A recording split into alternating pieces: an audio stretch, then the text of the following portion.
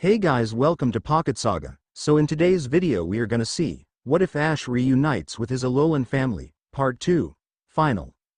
This story is Ash's Alolan family surprise by the respected author Maddie Bunny 10. Make sure to show some love for their work. Before starting, if you are interested in Pokemon fanfictions, you can consider subscribing this channel and like this video that keeps me motivated to upload more. Now let's dive in. So Ash, do you want to continue? Ash looked at her and smiled. More than ready to go, Argenta. He pulls out a Pokeball as it appears Pikachu won't be battling.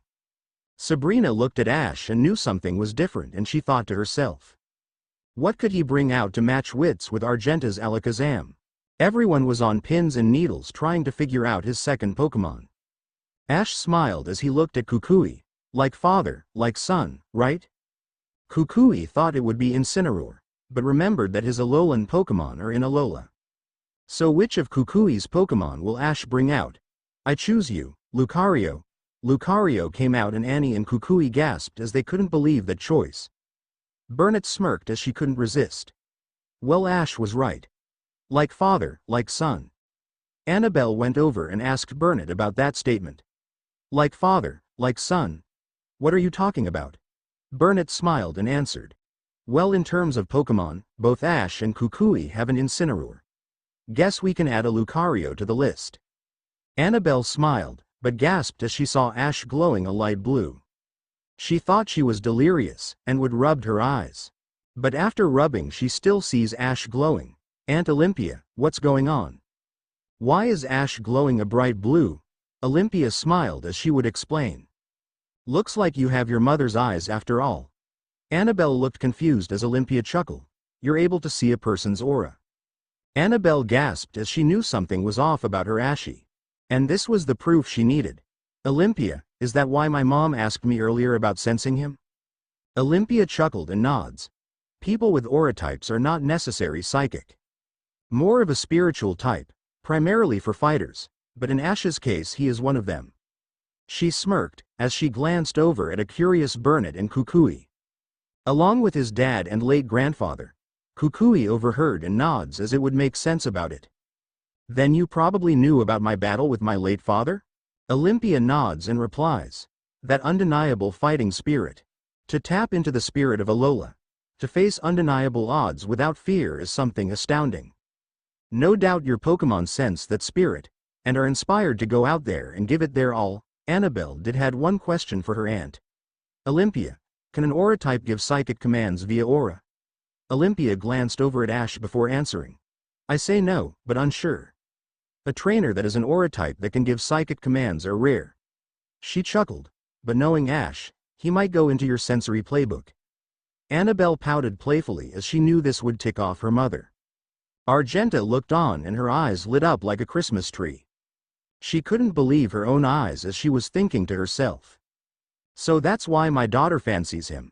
The young Montague with aura as vibrant as the stars.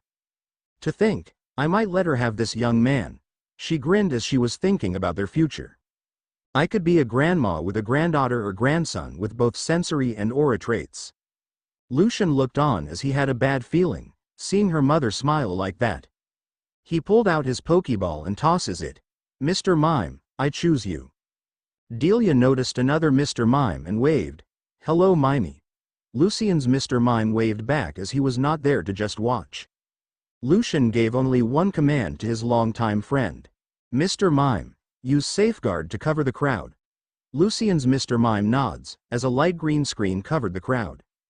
Though Safeguard reduces some damage from an attack, this was more about what Ash and Argenta would unleash. Sabrina saw what her love did and decided to help out. She pulls out her Pokeball and tosses it. Alakazam, I choose you. Her Alakazam came out and her Alakazam had a red ribbon on her head, indicating that she was a girl. That and to ensure no confusion in case Argenta brought out her Alakazam.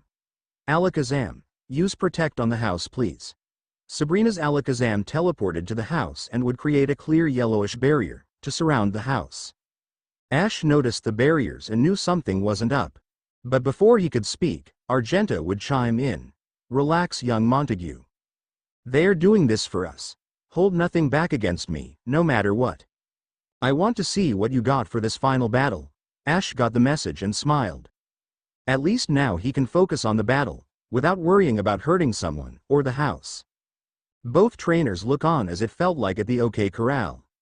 A duel between the best shooters as only one can walk out the survivor. Everyone in the gallery was just as nervous, anticipating the first attack. Argenta smiled as she gave a thought to her Alakazam. Okay my friend, get ready he might. Before she could finish her thought, Ash went on the offensive. Lucario, extreme speed. Argenta gasped as Lucario, with breakneck speed, would cause the first attack. Ash didn't waste time with his next attack. Lucario, Aura Sphere. Lucario would create a large blue ball of aura energy and launches it towards Alakazam.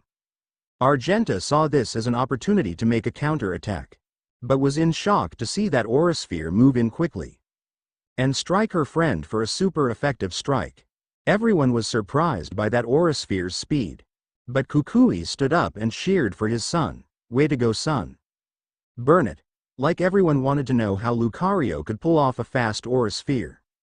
Hun, I know that Aura Sphere takes a bit to form up and its launch speed isn't as fast. This is from watching her loves Lucario in training.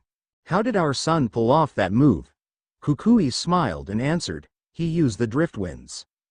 Burnett looks confused and lets him explain. Like in an auto racing game. One gets behind the other car, before using the acceleration from the front driver to move up front. In this case, he used the drift winds from extreme speed to increase the attack speed of Aura Sphere, preventing Alakazam from dodging. Burnett smirked and chuckled. So a combination attack, something Argenta would normally pull out. Kukui nodded as he was excited. Tobias saw that combination and couldn't help but smile. As he was thinking to himself, only you Ash can pull out something like that. Well Argenta, how can you topple an unpredictable trainer? Argenta knew Ash would be a hard trainer to crack. But to see him this relaxed is unsettling for her. She turned to her Alakazam to see if he's okay. Alakazam, are you alright? Alakazam nods as that Aura Sphere did a lot of damage. Argenta knew now is the time to strike. Alakazam used Psybeam. With its eyes, Alakazam launched a multicolored beam of energy towards Lucario. Ash had to counter now or else. Lucario dodged and used Force Palm. His Lucario dodged easily and leapt in the air, as his right hand started to glow. Argenta saw this moment and had to strike now. Alakazam used Hypnosis. Just as Alakazam was about to make that move, Ash screamed at Lucario. Lucario, close your eyes quick. Lucario landed on his 2 feet as his eyes were closed. Many wonder if he was asleep from hypnosis. But Ash knew something Argenta didn't know. Lucario can fight without seeing. Lucario, Force Palm one more time. Argenta saw Lucario move in towards Alakazam and she was baffled as those in the stands. That brief hesitation allowed Lucario to strike Alakazam, and the impact sent him flying. Alakazam. Greta saw this and couldn't help herself with a cheer. Way to go Ash. That's showing her the true fighting spirit. Lucy couldn't believe that Lucario can strike without seeing. Glanced over at Annabelle as she pondered something. Say Annabelle, not for nothing. But have you seen something like this? Annabelle smiled as she knew the answer. That's the trust of a trainer knowing a Pokemon's true abilities. Knowing my Ashie, he knows that Lucario can sense people and Pokemon with its aura. So to avoid hypnosis, it would fight now sight unseen. Lucy nods, knowing that was Ash all the way. Argenta saw Alakazam get up from that last attack as she clenched her fists. I'm sorry my friend. That won't happen again. Her blood was boiling as she was getting schooled in battling. Normally she would go all in, but slaps herself to get her head straight. She thought to herself as she gave a thought to Alakazam. If Ash wants to be unpredictable, so can we. Her Alakazam nods as the gallery saw Argenta smile once again. Ash saw that smile and knew she was up to something. Lucario, stay sharp and keep those eyes closed. Lucario nods knowing it can sense Alakazam with his aura.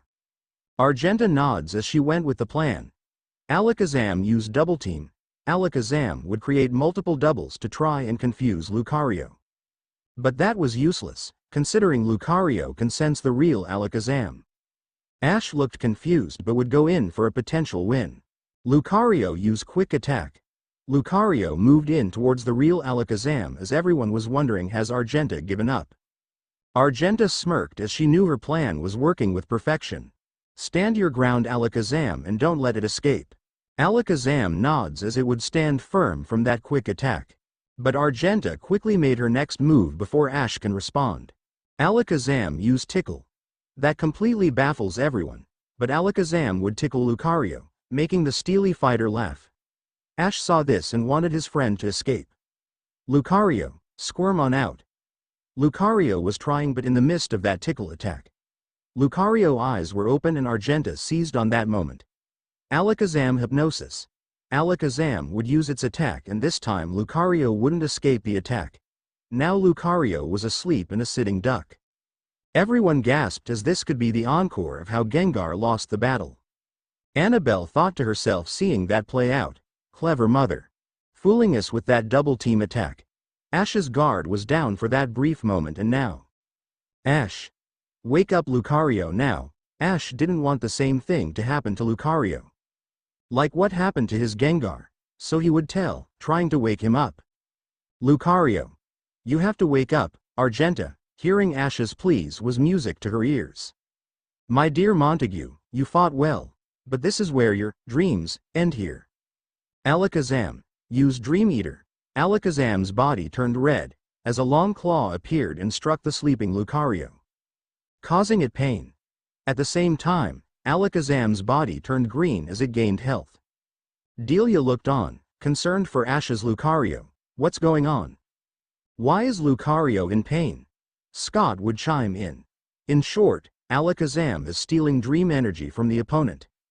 One to cause Lucario pain, and to regain health from that energy.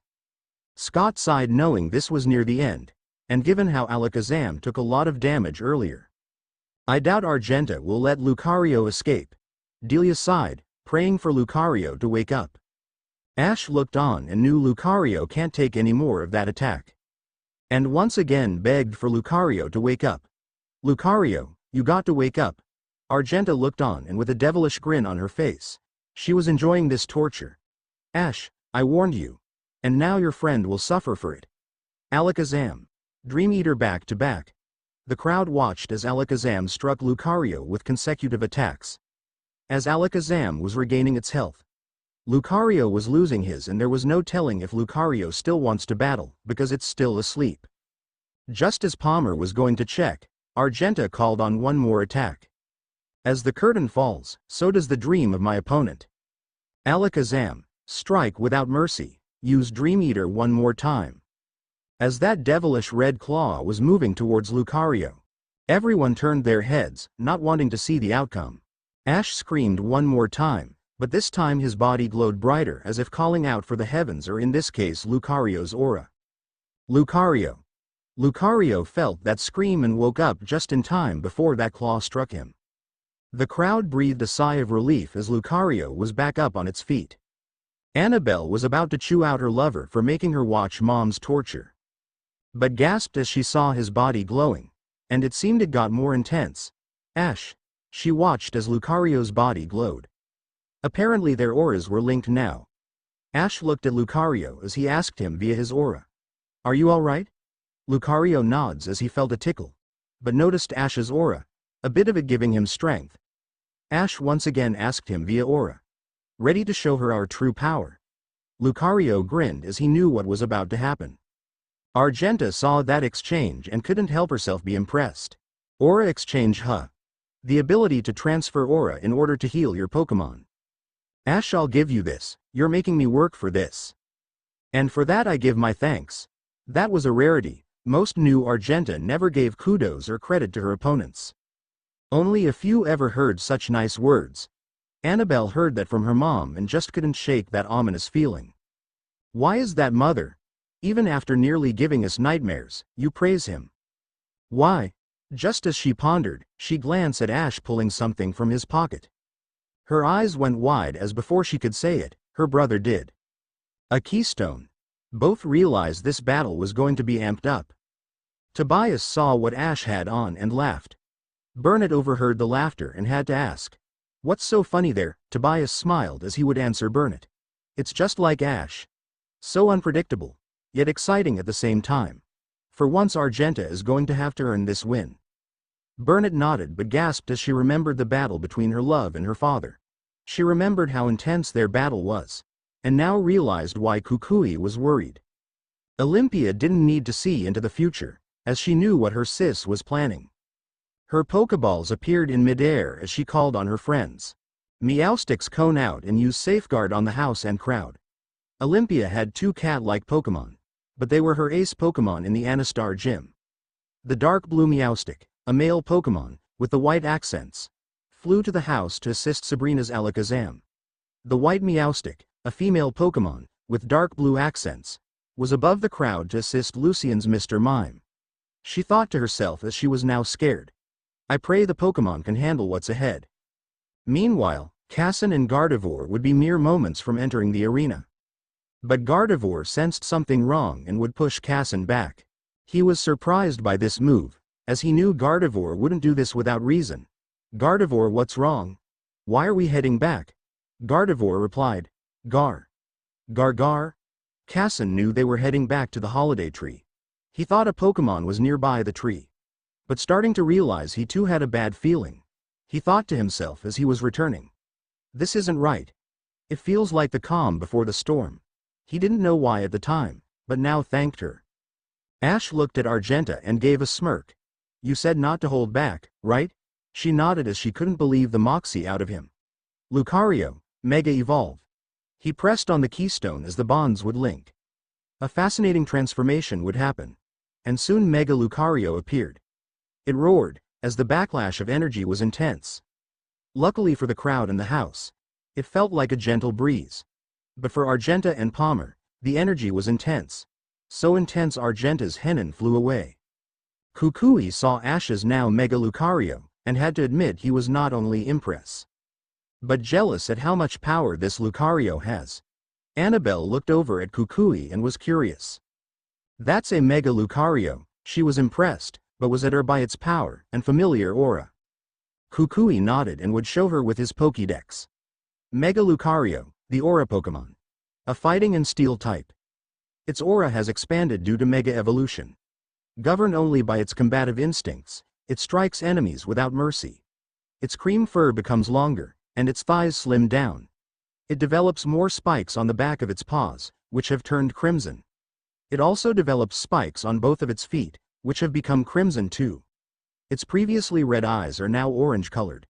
Pokewiki. Annabelle gasped as she would see the auras of Ash and Mega Lucario. As bright as the sun itself. Careful to the two of you. She would just be worried about the potential outcome. Argenta smiled as she saw Ash's Mega Lucario and felt his power. She looked up at the sky before answering her own call. "As the final act is about to start, I ask of the heavens to lend me your strength. I ask of you to protect everyone during this conflict." Ash was puzzled by her speech. But Argenta would show him something. As they would say, young suitor. Like mother, like daughter. Ash gasped as he saw an Galarian heart-shaped necklace. But in the center is a keystone and can only mean one thing. This battle will reach mega heights. Argenta smiled and looked at Alakazam. "My friend, let's show him our strength, heart, and our will. Mega Evolve." She pressed on the keystone, and the bonds of evolution would transform her Alakazam into a ball of light. As Ash and the others gasp at the light scatters as an elderly-looking sage appeared with 5 spoons floating above him. Its eyes open, as its energy released from the evolution. Like with Mega Lucario, the backlash was tempered due to Safeguard. Delia saw the Alakazam and was wondering why it looked so frail. "Scott, is that Alakazam's Mega Evolution? Doesn't look strong." Scott would reply to that comment and pulls out his Pokédex. "Looks can be deceiving. Trust me, its mustache turns white and becomes longer and bushier. It also grows a long, white beard. The armor-like sections become bulkier, and its upper body section becomes slightly shorter to reveal its thin stomach. The ear-like spikes become slightly shorter and a larger spike forms on top of its head. Additionally, it gains an oval, red organ in the center of its forehead. The organ is said to emit psychic power. Its lower legs become longer and slimmer and its feet become skinnier and resemble talons. It gains 3 additional spoons, for a total of 5 that it levitates in the air. He would let the Pokédex finish the explanation. Mega Alakazam, the Psy Pokémon. A psychic type. Having traded away its muscles, Alakazam's true power has been unleashed. Mega Alakazam's power is entirely converted to pure psychic energy. It can read the course of a person's entire life with a single glance. Delia gasped as her body starts to tremble. Why am I tingling all over? Annabelle would reply. There's aura and psychic in the air, Ms. Ketchum. The hairs on your body will stand as its intensity is deep.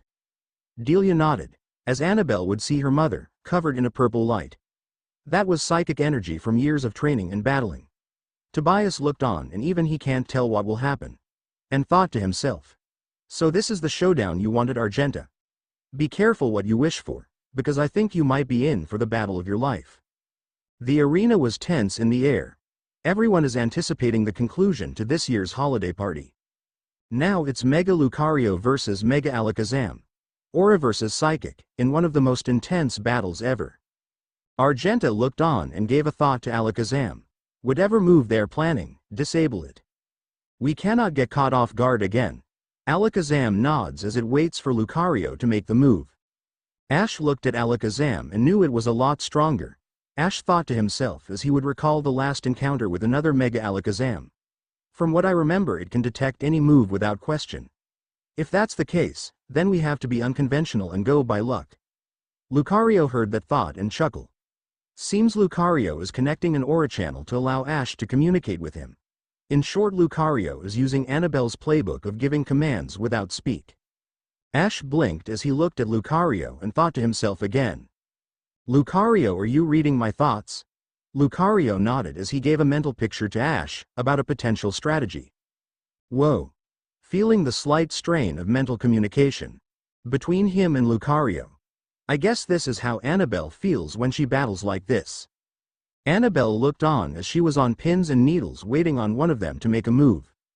Why isn't anyone moving? This isn't like either of them to stall. Olympia would chime in. That's because, she'd chuckle at what she was going to say.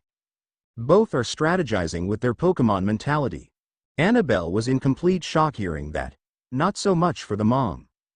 But the fact that Ash is now able to copy her abilities. Aunt Olympia, you knew about Ash, didn't you? Olympia smiled. No, but I did say earlier given Ash, he might pull out something, but I think because he's with Lucario. And they are connected via aura. So I guess Lucario is teaching him the ropes. Annabelle could only smile as she was more impressed by her Ashy. She thought to herself, as she resumed to watching the battle. You better hope I don't read minds. She smirked. Because I have a few things I want to know, without anyone eavesdropping. Back at the arena, Argenta looked on and saw Lucario closed his eyes again. She gave a thought to Alakazam. Get ready, they are about to strike. Disable the first move they make. Alakazam nods as it seemed the battle would finally resume. Ash gave a thought to Lucario as he hoped he was right about this.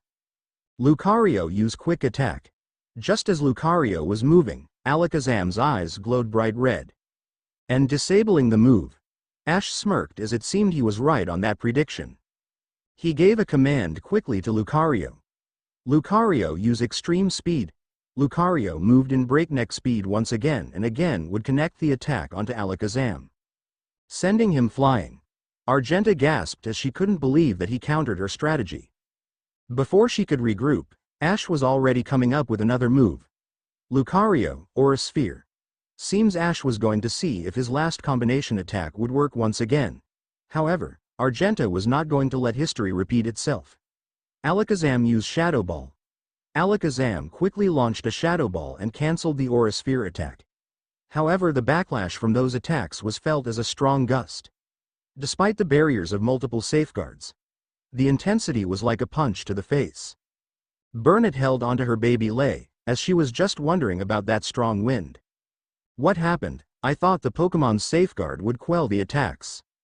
Her hubby Kukui would chime in. True under normal circumstances.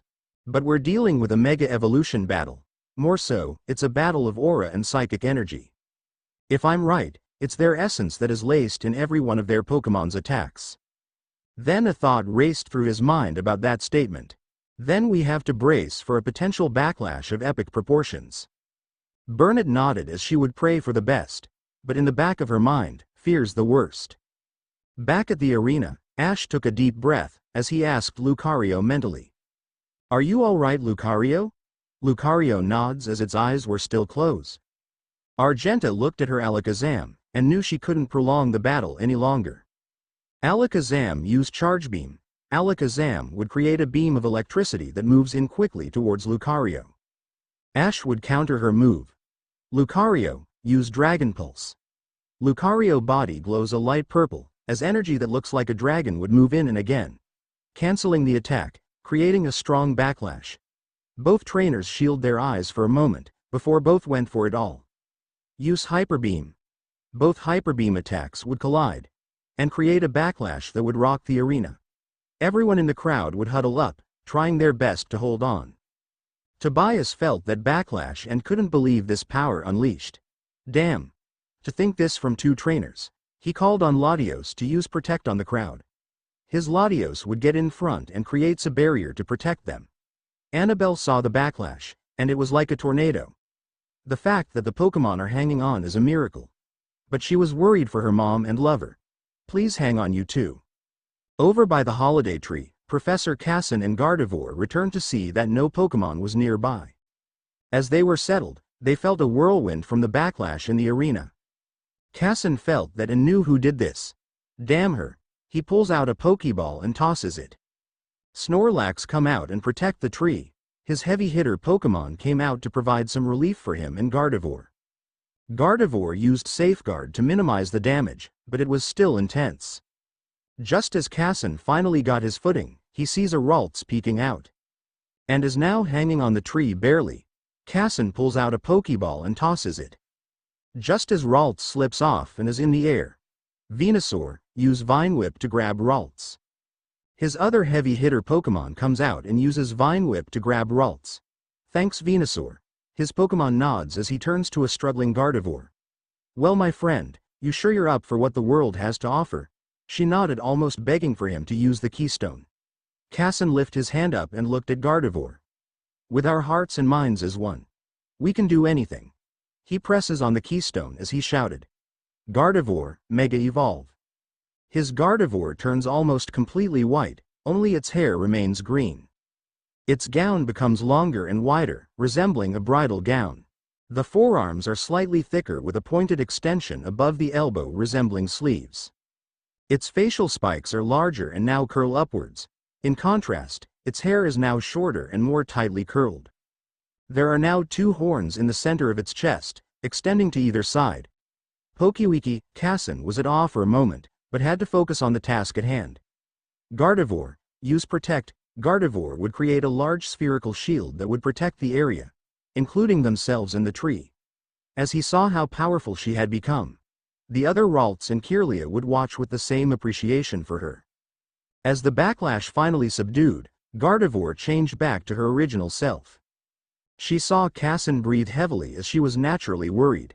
But just as she would approach him, the Ralts and Kirlia would come out and pile on both in jubilation and gratitude. They were thankful that they protected their home from disaster. Casson laughed as they did tickle him at times. Careful now. He kept laughing, before he was picked up by Gardevoir. As he was back on his feet, he saw a floating Pokeball and knew this as her request. Gardevoir, we're going to have fun together. He smiled and gently pressed the ball onto her. Before she would enter the Pokeball, it took a matter of seconds before the Pokeball clicked, and soon he picked up the Pokeball and tosses it. My friend Gardevoir, come on out. His Gardevoir appeared as she would come over to hug her friend. It was a bit tight of a hug, but he would hug back as he saw a smile on her face. All right. Now we can head on out to the party. Gardevoir nods as she would let him lead the way. Back at the arena, as the chaos settled, everyone, including Palmer, Ash and Argenta, in one piece. Apparently their Pokemon had protected them from the collision of hyper beams. But it seemed that now Lucario and Alakazam are no longer in their Mega Evolution forms, due to spending so much of their energy protecting their trainers. Lucario, are you alright? Ash asked his friend, who was breathing heavily. But his Lucario nods with a smile on his face. Alakazam, are you alright? Argenta asked her friend mentally and was relieved to see her friend smile. But like Lucario, breathing heavily, but Argenta gasped as she looked around, as if she was missing something. Or was missing someone from the maelstrom. They're okay, Argenta. Ash told her as she couldn't believe he understood her situation. Naturally she was suspicious of that response. Did you read my mind, young Montague? Ash smiled, but shook his head no, as he would reply. During that craziness, Lucario sensed another Pokémon that Mega evolved. Whoever it was, had the situation under control. She breathed a sigh of relief, as whatever she was worried about is safe. Now that matter is settled, her mind was focused on the conclusion of the match. Both trainers knew their Pokémon had about 1 or 2 moves left in them. Greta looked at Ash and Argenta and smiled. This is the final battle of will and attrition. A true warrior's will is being put to the test. She smiled as she rarely had this feeling. But watching them is a thrill to say the least. Scott overheard and nods, but thought to himself. Now which one will come out on top? Have to admit, I don't want this to end. But surely it will be one match to remember. Ash and Argenta looked on, and as if they had the same wavelength. Went with this move. Use close combat. Both Lucario and Alakazam would bob and weave each punch. Trying to land a punch. Despite being tired, neither would give an inch. It was an awe-inspiring display of the Pokémons while being put to the test. Kukui looked on as he remembered how it was like on Pony Island with his late father-in-law. He thought to himself watching the 2 Pokémon go at it. This is nuts. Those 2 are still going despite at low health. Ash, I have to admit this. I have to get stronger to get to your level. Just as the 2 close combat moves ended, Argenta went for broke. Alakazam, use Focus Punch. Ash countered with a move of his own. Lucario used Force Palm, as both of their attacks were going to clash once again. Alakazam lost power on his Focus Punch. It looked like it was all over before Argenta made one mental plea. Alakazam. You know what to do. Her Alakazam glowed a light purple for a brief moment. As it stood there, a sitting duck. Lucario moved in and with one powerful shot, lands the super effective move that took down Alakazam. Everyone was in shock as Palmer would check on Alakazam. Alakazam is unable to battle, therefore the winner of the... Just as Palmer was going to declare Ash the winner, Lucario suddenly faints as he was out as well. Lucario. Ash checked up on his friend and it seemed he knew what happened. She got us with Destiny Bond this time. But thank you, my friend. Thank you for everything. Palmer looked over at Lucario and renders his decision. Both Alakazam and Lucario are unable to battle. Therefore this holiday battle ends in a draw. The crowd was stunned as they were ready to cheer for an upset victory. But Annabelle would applaud, as it was for both her mother and lover. Soon everyone clapped and cheered for them, as it turned out to be one of the best holiday battles ever. Just as the claps slowed down, a mysterious Pokémon appeared from the mist. The vaguely humanoid female Pokémon with long hair colored in a gradient of pale pink, baby blue, lavender, and white. The hair above its head is in a conical shape, resembling a witch's hat. Hatterene has a 3-fingered tentacle that extends from the tip of its hat. Its purple body is adorned with a pink semi-translucent dress. Pokewiki. Annabelle was scared for a moment, but heard a familiar voice. Hatterene, use Life Dew. Mysterious water would appear all over the arena. Before the droplets would touch Ash, Argenta, Alakazam, and Lucario. The Pokémon would soon get up as Ash and Argenta felt a lot better. Ash looked and saw this mysterious Pokémon, and was looking at the trainer next to her. Thank you for healing our Pokémon. But who are you? Annabelle and Lucian would answer in kind. Father. Ash blinked as he couldn't believe that he is Annabelle and Lucian's father. More so, apparently more Pokémon would be aligning with him. Casson smiled as his Snorlax, Venusaur, and Gardevoir would be there with Hatterene. He stepped forward with a Pokeball as he tosses it in the air. Melodic, take the stage. His 5th Pokémon, the elegant sea serpent, would appear in its beauty and grace. With its tail consisting of magenta and blue scales. Olympia smirked as she knew he was showing off, but gasped at the Ultra Ball he has in his hand. Alright Casson, let's see your final Pokémon. Casson grinned as he puts it in his pocket. He would tell her, and everyone else observing. You'll find out. Annabelle pouted and replied. When, father? He smiled at his precious daughter. Before giving his answer. When I face your boyfriend at the 6-on-6 exhibition match. Everyone was in shock as apparently there would be one more trainer to enter the Alolan League. And from the looks of it, he might be the favorite. Argenta pouted as she saw Casson and his Pokémon. Bad enough she had to concede a draw to Ash. But now to see her former lover return with a formidable team, wasn't exactly what she had hoped for. Had to show off Casson, she said with a smirk, almost teasing him. Casson knew Argenta well and smirked, as he would answer. No, just to make my declaration to our daughter's new lover. She nodded before hugging him gently, and whispering in his ear. Thank you for protecting the tree. He smiled and nods as he knew outside of her competitive nature, is a sweet young lady. Scott waved as he couldn't help marvel at the Pokémon Casson brought out. I guess you heard about the Alolan League? Casson nods as he would look at Scott. More or less, but here to have our family head over to the holiday tree. He chuckled as he noticed the confused crowd before continuing. Don't worry, it's a special tree that hides my gifts from my family. Everyone nods as it sounds special, but he concealed one part to keep it special. Olympia chuckled as she knew Casson had a lot of gifts this year. And was going to introduce 2 people to the tree. He would call all of his Pokémon, except for Gardevoir. Alright, Ash and Sabrina, come with us. Ash and Sabrina nods as they would follow the family with Gardevoir. Ash was curious as he was walking down the yard as he was curious about the tree.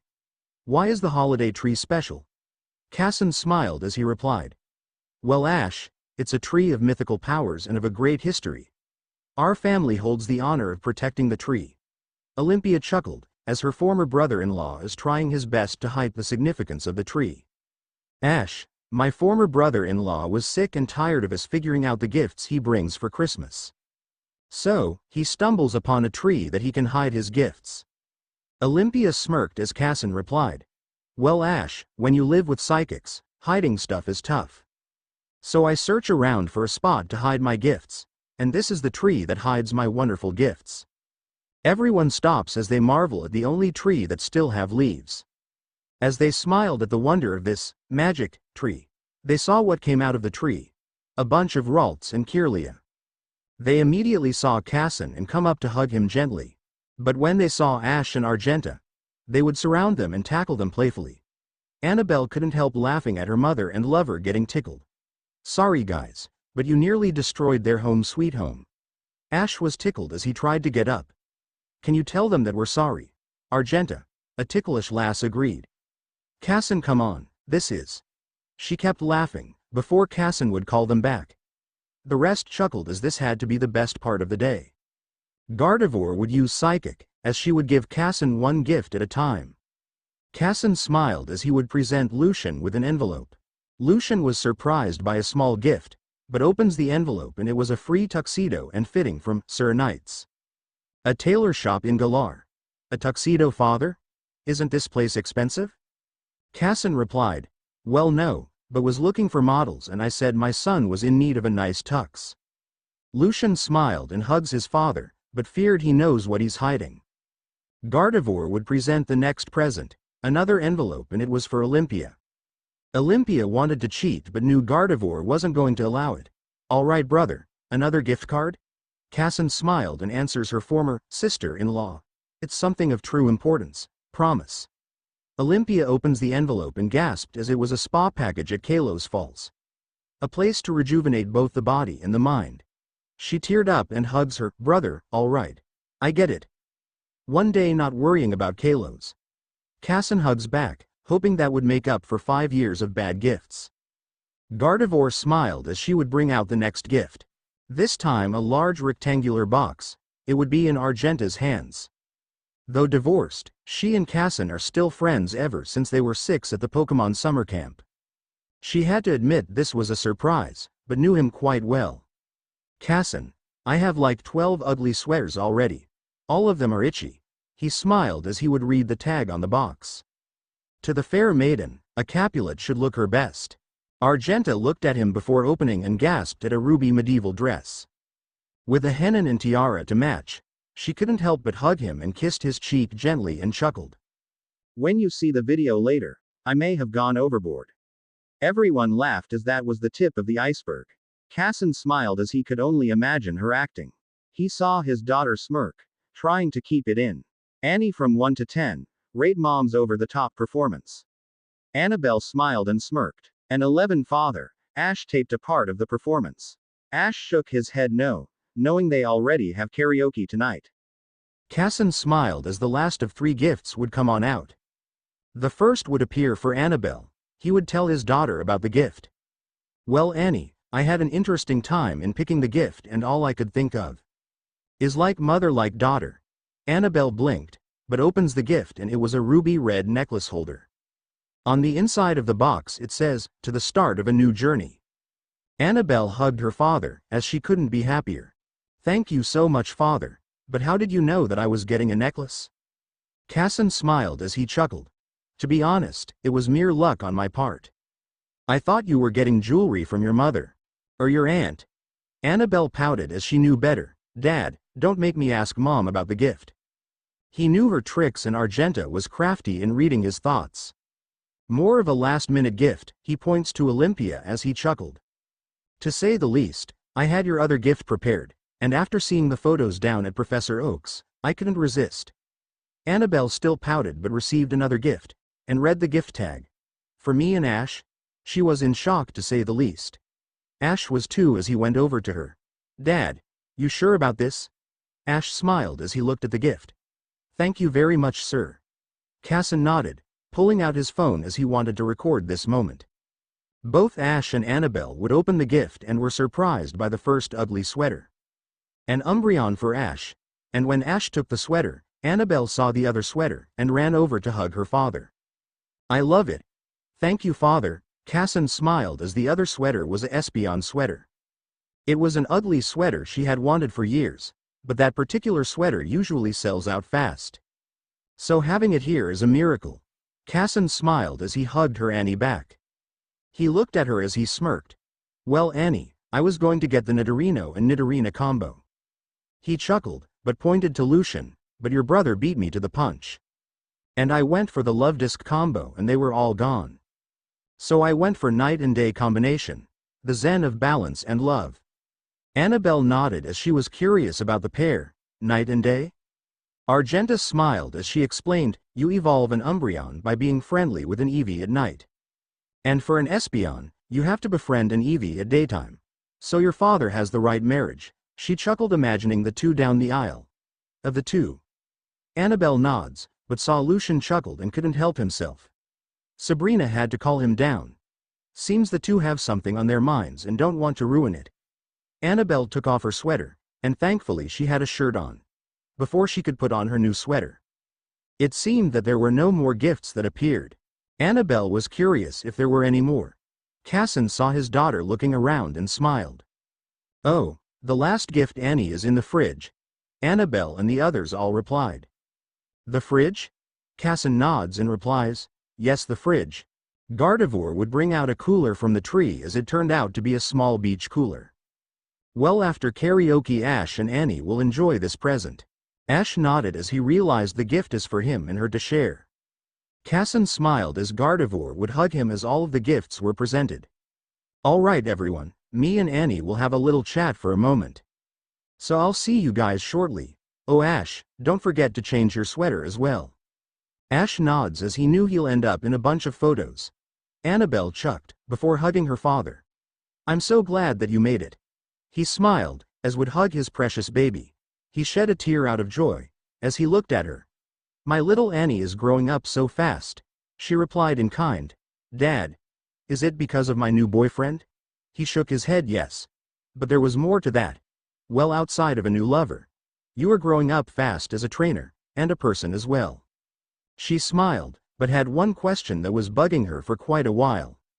Why did you and Mom broke up? He sighed as that was expected. The divorce was a complete shock for her and Lucian. They never expected their parents to just call off a good relationship. But he bit the bullet and explained it all. First off, neither one of us cheated on each other. Trust me, your mom would read me like a book if I did. She nodded as she was thankful for that, and allowed him to continue. In short, we just couldn't find the time for each other. Given our busy schedules as of late, we lost the spark of romance. And it wouldn't be fair to each other to continue like this. She nodded as she knew Dad was a professor of interdimensional gateways. And Mom was the hall matron brain of two battle frontiers. The fact that they had time for the family is a miracle. She did ask one question. Didn't each of you wanted to pursue the relationship? To try and restart it? He nods, before answering. As much as we would want to. Deep down we were better off as friends. But one thing we did agreed on. We were going to do our best to still be a loving parents to both you and your brother. She wanted to cry, because at times she got mad at both of them for the breakup. However, she had one question for her dad. So Dad, were you okay with Mom remarrying? He nodded as he smirked. Annabelle, you forget I was at the wedding? Had to take the bride over after her car broke down. She now remembered that everyone was worried for Argenta, but was relieved that she arrived thanks to Casson. It was still weird for her to see her mom remarry. But so far it wasn't bad meeting her new stepfather and stepsister. He looked at his daughter and had another question. Annie, where is your stepfather? I thought he would be there. She shook her head no and replied, unfortunately he won't make it this year. Bedridden with a cold. Casson nodded as he wanted to see him. My stepsis Ursula is taking care of him, but hates my guts right now. He heard that and was curious. Annie, what happened? I thought you two were getting along. Annabelle nods, but chuckled as she would answer. I told her about my new boyfriend and clearly she knew Ash. And told me you're dating that no good Dawn supporter.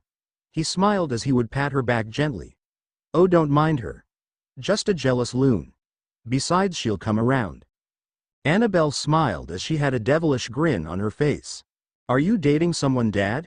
He was rather speechless from that question. But before he could respond, his phone would ring and he would look at the caller ID, Professor Ivy. He thought to himself before answering, what lovely timing. He would answer the phone and smile. Hello, Professor, happy holidays to you. Ivy would respond a bit concerned. Professor, there was a big disturbance over at Vermilion City. I was wondering if you're all right? Casson would reply. Yes, I'm doing okay. I just got in the maelstrom of an intense battle. Ivy breathed a sigh of relief before replying. Professor, your ex will be the death of you. I was worried that you were in danger, because... Before Ivy could finish her thought, her three assistants would jump in. She misses her snuggle buddy. Both Ivy and Casson faces were deep red as they respond together. Girls know, Annabelle couldn't help herself laughing, as she for once wasn't the one squirming from an embarrassing moment. Say Dad, how did you and Miss Ivy met? For Annabelle, this was priceless. Considering she had her family and Ash's family embarrass her for days. So this was a bit of payback. Casson smiled as he would respond. Well, for starters, my ex wasn't the only one battling this year. Ivy was curious and wondered herself. So who was brave enough or foolish enough to battle Argenta? He smirked as he pointed to Annie, my daughter's new beau, Ash Ketchum. Annabelle gulped as she forgot Dad can be as sly and ruthless as her mother. Plus he knew how to embarrass her. Ivy heard the news and was excited. Well, congrats on your new love, Annabelle. She could hear her assistants chat about wedding venues. All right, you three, out now. The girls left snickering as Annabelle couldn't help blushing. Casson would continue the conversation. Well, we met at a professor's venue last year. A gala of Pokemon professors from all over the world. It's a snooze fest for the most part. Most talk about Pokemon and blah blah blah. Annabelle chuckled as that was her father. He was the adventurous type and was looking to challenge the impossible. Though Ivy pouted as she liked her boring research. I say someone might not get a cuddle at Alola if he keeps it up. She winked knowing that would pause his antics. Plus Annabelle saw her father sweat a bit and chimed in. So I say Ivy is the boss that cracks the whip a lot. His face was red as he couldn't believe his daughter. Annie, I'm not that submissive. Annabelle smirked but allowed him to continue. Though he was flustered to say the least. Well, to say the least, after my presentation on Deoxys and the intergalactic travels. Ivy approached me with some questions. He chuckled and blushed at that part. though I never thought I would fall for an intellectual with beauty to match her eyes. I showed her research and theories and soon we started to chat regularly. Ivy smirked as she would tell Annabelle, "Your father is quite intelligent in many of his theories. But he's a sucker for a bikini and enjoys researching with me during my water research." Casson was blushing as he saw Annabelle chuckling. "It's not that I'm all for the physical forms of her. I love the fact that she was daring, bold, smart, and was all in on her research on Pokemon."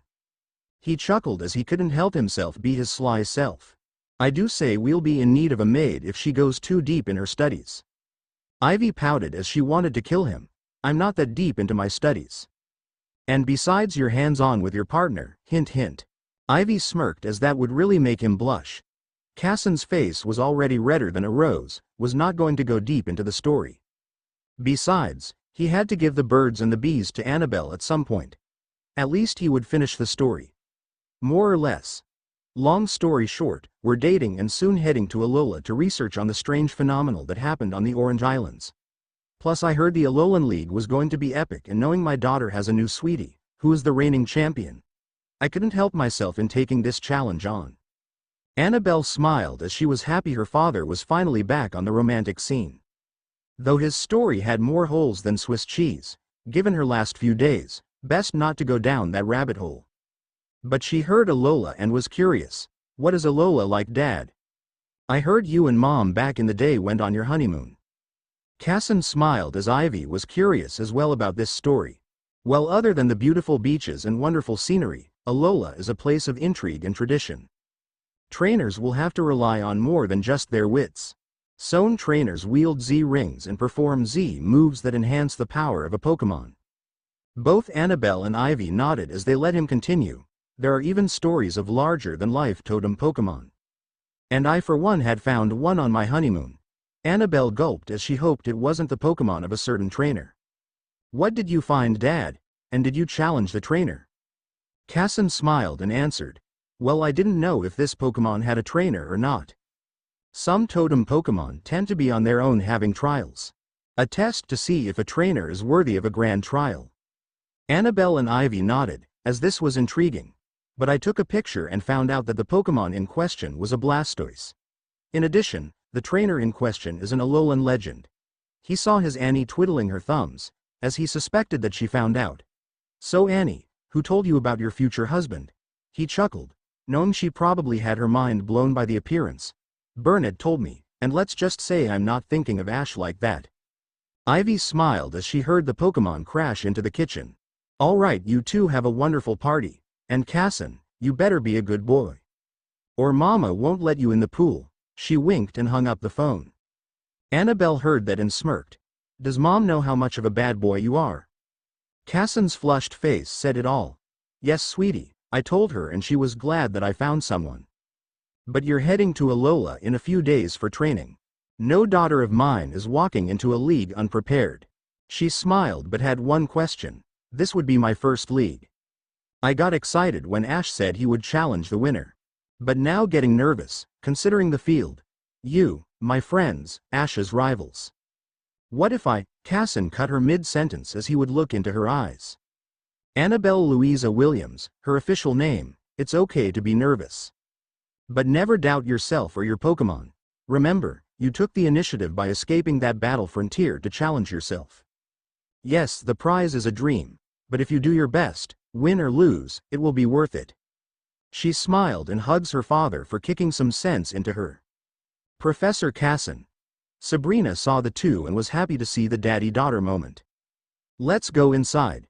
Me and Lucian have a present for you and Argenta." Casson heard present and was already ready to go. "If it's a sweater, I'm in possession of 20 of them." He chuckled as he and Annabelle would get back in the house.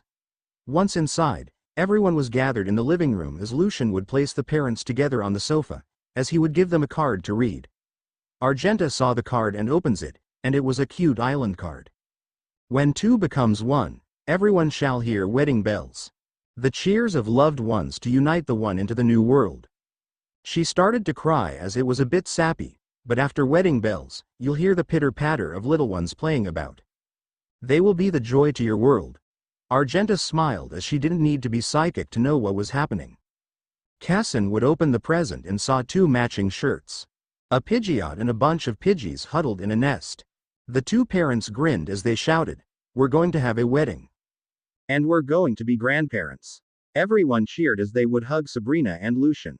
Argenta in particular would hug her favorite student. And soon-to-be daughter-in-law. Casson smiled as he would pat on Lucian's back and smirked. I guess my gift was right on the nose. Lucian knew Dad had a funny, weird way of predicting things. But this was a dead-on first. Dad, did you peek into my mind about the wedding? Casson nods and replies. Your body language gave it away. Plus, when you received the gift, you were a bit hesitant. You were hiding a wedding to be and now grandkids. Lucian could only smile as it was his dad after all.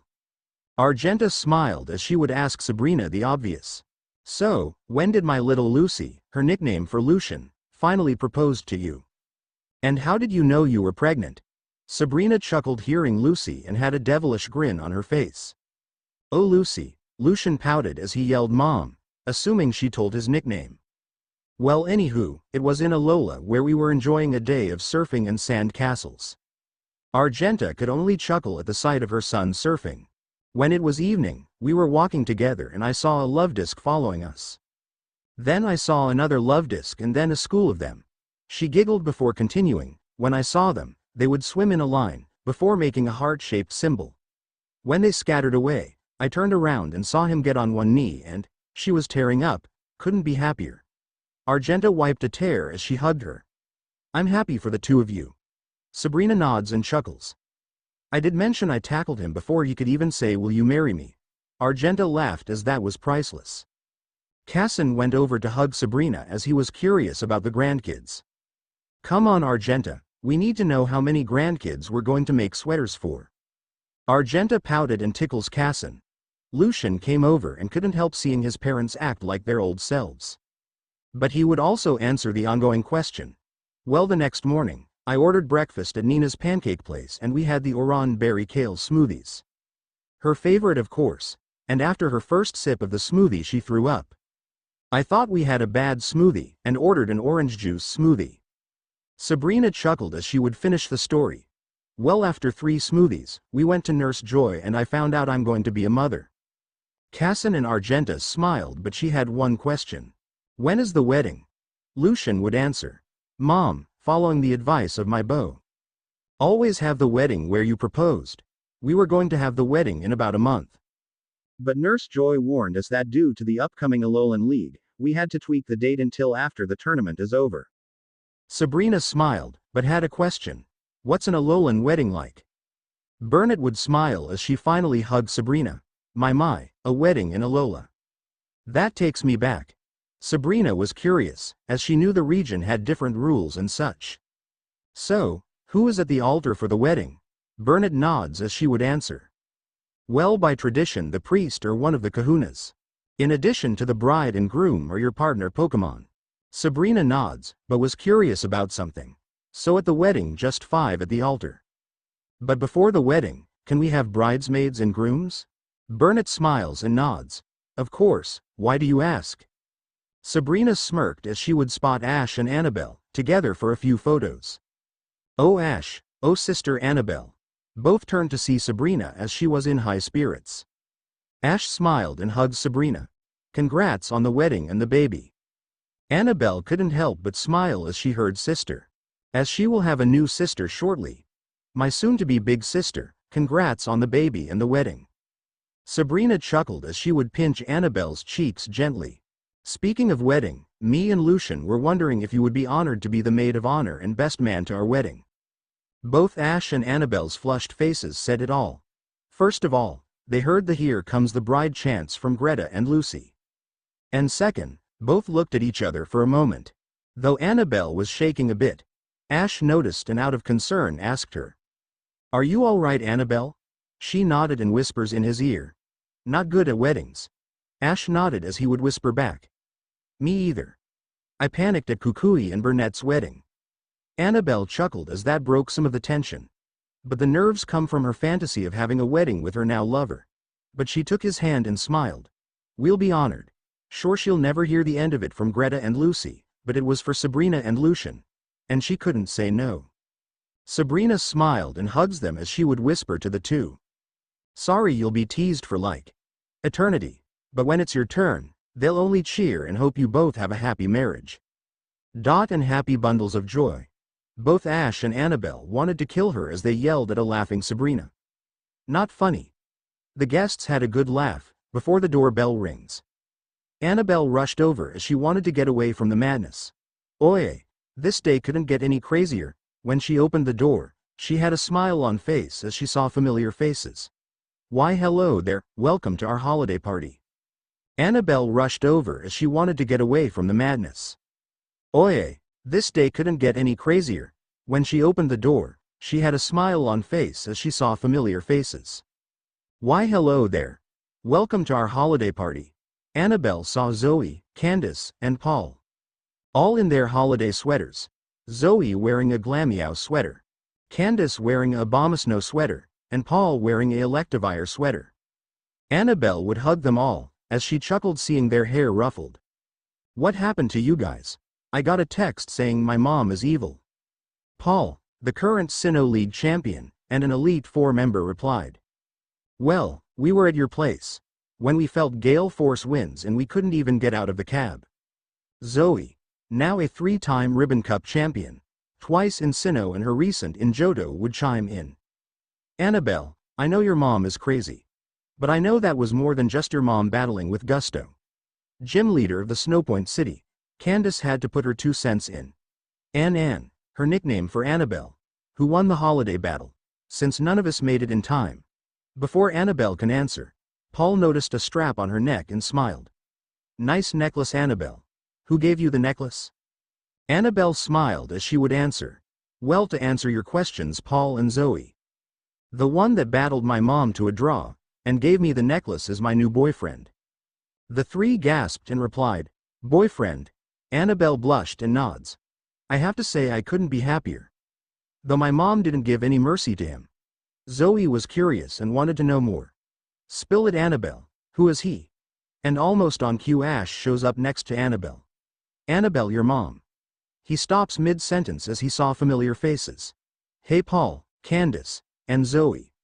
Long time no see. Zoe and Candace were in shock by the reveal, but had big grins as they would pull Annabelle to the side. Paul came up to pat Ash on the back, as the two former rivals would chat. So Ash, I never thought you would be someone. Ash nods in disbelief. It's just been a whirlwind couple of days, but I do care about her. Paul nods as he knew Ash had changed and is a stronger trainer. So what has happened to you, Paul?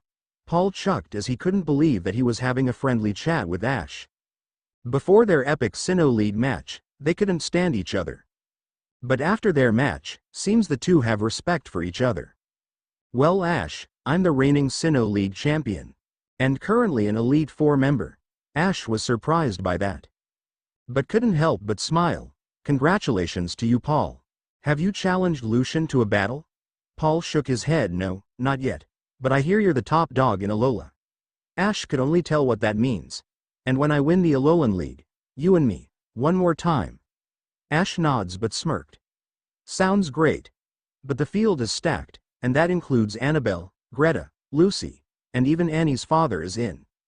Paul heard that and chuckled. But had to throw a few jabs in. Don't think I'll go easy on you. Trust me, I want your best out there. As the two chatted away, Zoe and Candace were excited but curious as well about Annabelle's new beau. Zoe in particular was happy but hiding something. Annabelle noticed that and asked. Zoe, what's up? I know you and Candace are dating. Zoe looked like the cat that ate the canary, but had to say it. Well, I never thought Ash would go for a tomboy. Zoe blushed as Annabelle shook her head no. Oh no, not you two. She laughed. I have Greta and Lucy already waiting in line for Ash. Candace pouted as she poked Zoe's belly. Hey Zozo, her nickname for Zoe, I thought I was your only. She smirked, first Dawn and now Ash. Zoe laughed at the pokes as she squirmed away for a moment. But took a deep breath to explain. Miss Senior, Zoe's nickname for Candace. You know I think of Dawn like a sister. With Ash, she blushed again, thinking about him. He's adventurous, sweet, and an all-around great guy. I never thought he would be interested in dating. Annabelle thought to herself as she knew this could only get worse. Better ask my lover if any more girls he knew has a crush on him. At this rate, it will feel like an harem if the party continues. Candace chuckled as she whispered in Annabelle's ear. Is he a good kisser? Annabelle blushed a deep red as she couldn't say with a straight face. Candace smiled as she wanted to know more. So how did you two meet up? That question Annabelle could answer. We met at the airport. She chuckled, seeing Greta and Lucy sneak over behind Candace.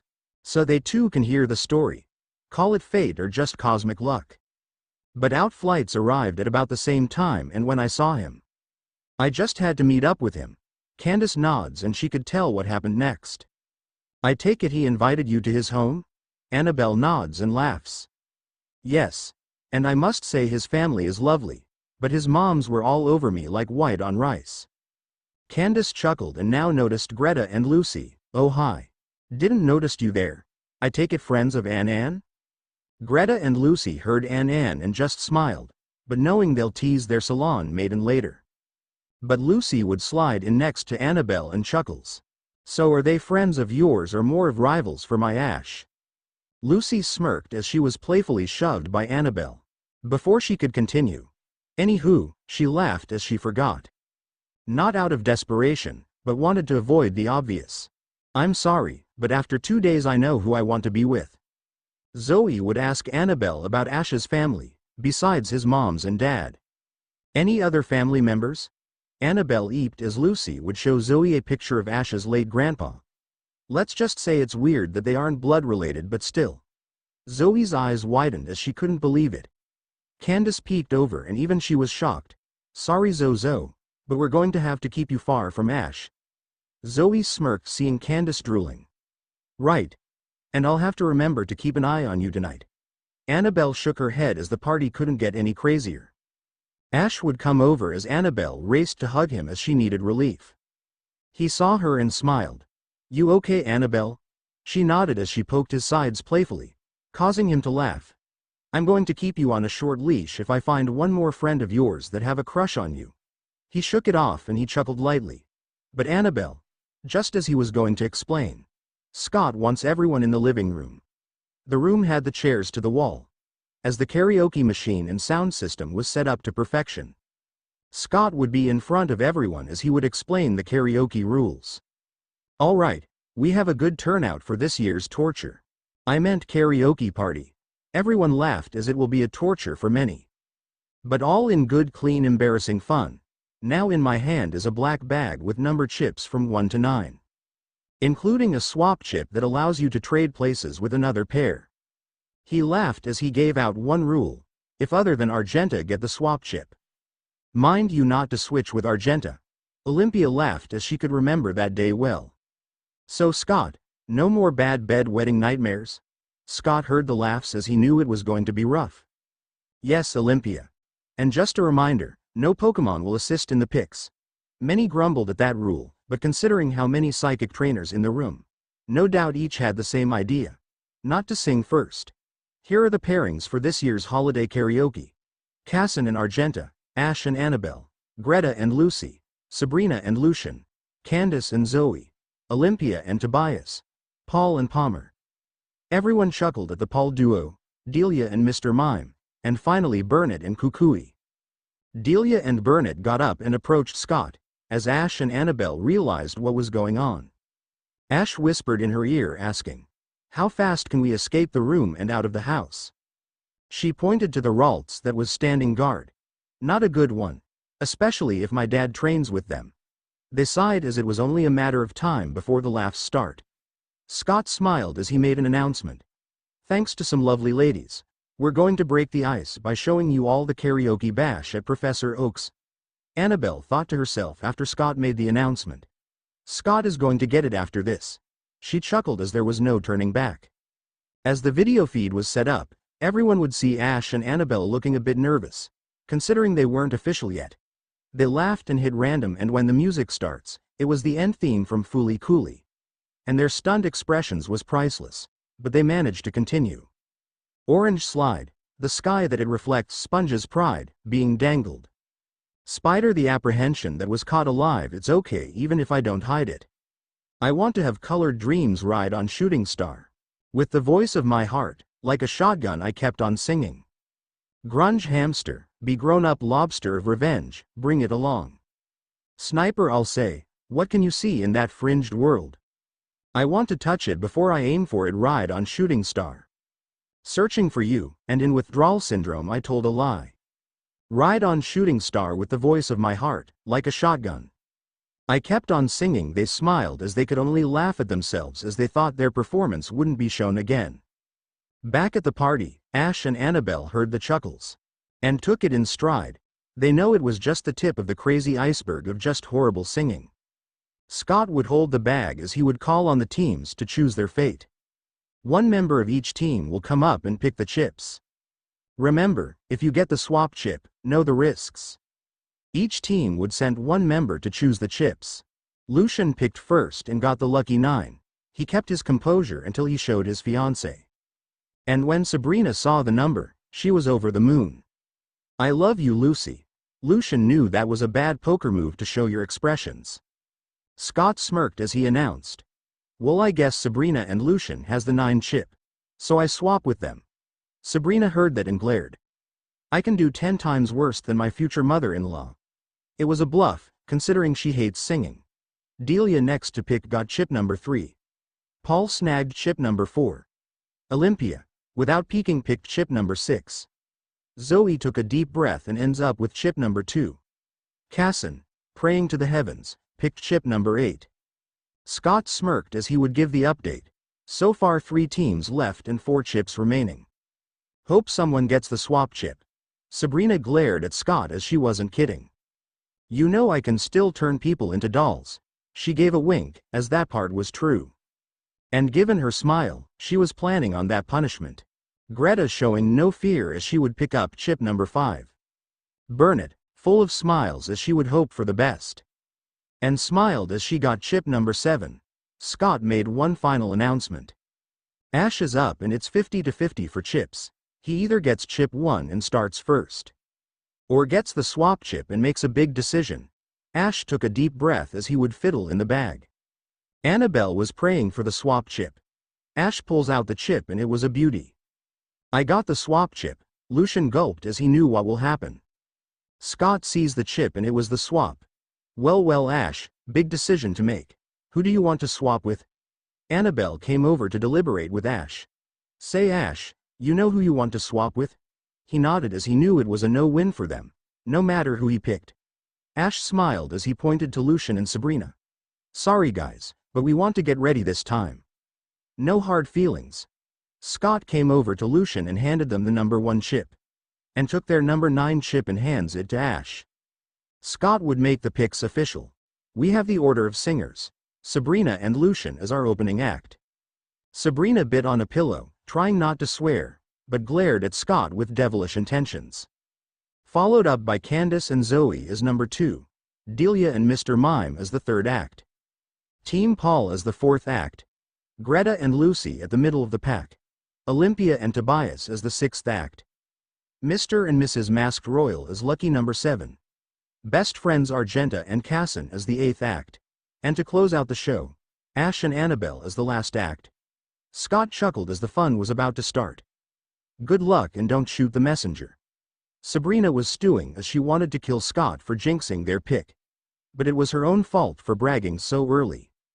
Sabrina and Lucian would be on the singing stage as she cooled off and would look at the songs. Lucian smiled as he found an interesting song. This is the one for us. Plus you can dance to it as well. She looked at the song and chuckled. Baby Pichu, remix of Baby Shark. Already into dad mode Lucy. Lucian shook his head, but smiles. Why not? Besides, more pressure on those two. He pointed to Ash and Annabelle. To end the show. He smirked as there was a bit of evil in him as well. She smiled and hugs her lover as it was going to be interesting. As the music starts to play, Argenta laughed as she knew already this was her son's strategy. Baby Pichu, do. Baby Pichu, do. do, do. Baby Pichu, do, do, do, do, do, do. Baby Pichu. Sabrina was dancing along with Lucian as they kept singing. Mommy Pikachu, do, do, do, do, do, do. Mommy Pikachu, do, do, do, do, do, do. Mommy Pikachu, do, do, do, do, do, do. Mommy Pikachu. Daddy Pikachu, do, do, do, do, do, do. Daddy Pikachu, do, do, do, do, do, do.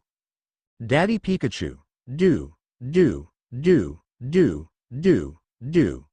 Daddy Pikachu. Grandma Raichu, do, do, do, do, do, do. Grandma Raichu, do, do, do, do, do, do. Grandma Raichu, do, do, do, do, do, do. Grandma Raichu. Grandpa Raichu, do, do, do, do, do, do. Grandpa Raichu, do, do, do, do, do, do. Grandpa Raichu, do, do, do, do, do, do. Grandpa Raichu. Let's go battle, do, do, do. Let's go battle, do, do, do. Let's go battle, do, do, do. Let's go battle. Run away, do, do, do. Run away, do, do, do. Run away, do, do, do. Run away, safe at last, do, do, do. Let's go party. Once the song was finished, there were a lot of cheers. As it turned out better than expected, Sabrina kissed her beloved and would head back to their seats. At least their round of torture is over. It would be Candace and Zoe's turn to sing. As they were searching through the songs, Zoe chuckled as she saw the list and was a bit nervous. Candace saw that and smirked. Come on Zozo. At least we get to watch 7 others squirm. Zoe nodded and kissed her cheek, before picking out a good one. Candace saw the choice and tickled her. Really? We just saw Aladdin like an hour ago. Zoe smirked and laughed. Well, beats a song we don't know. Candace nods as they would get ready to sing Aladdin's A Whole New World. I can show you the world shining, shimmering, splendid. Tell me, princess, now when did you last let your heart decide? I can open your eyes, take you wonder by wonder over, sideways and under. On a magic carpet ride, Candace couldn't admit this to Zoe, but loves this song, and is looking into her eyes deeply while singing. A whole new world, a new fantastic point of view. No one to tell us, no, or where to go or say we're only dreaming. A whole new world, a dazzling place I never knew. But when I'm way up here it's crystal clear that now I'm in a whole new world with you. Now I'm in a whole new world with you, unbelievable sights. Indescribable feelings soaring, tumbling, freewheeling. Through an endless diamond sky, a whole new world, don't you dare close your eyes. 100,000 things to see, hold your breath, it gets better. I'm like a shooting star, I've come so far I can't go back to where I used to be. A whole new world with new horizons to pursue, I'll chase them anywhere.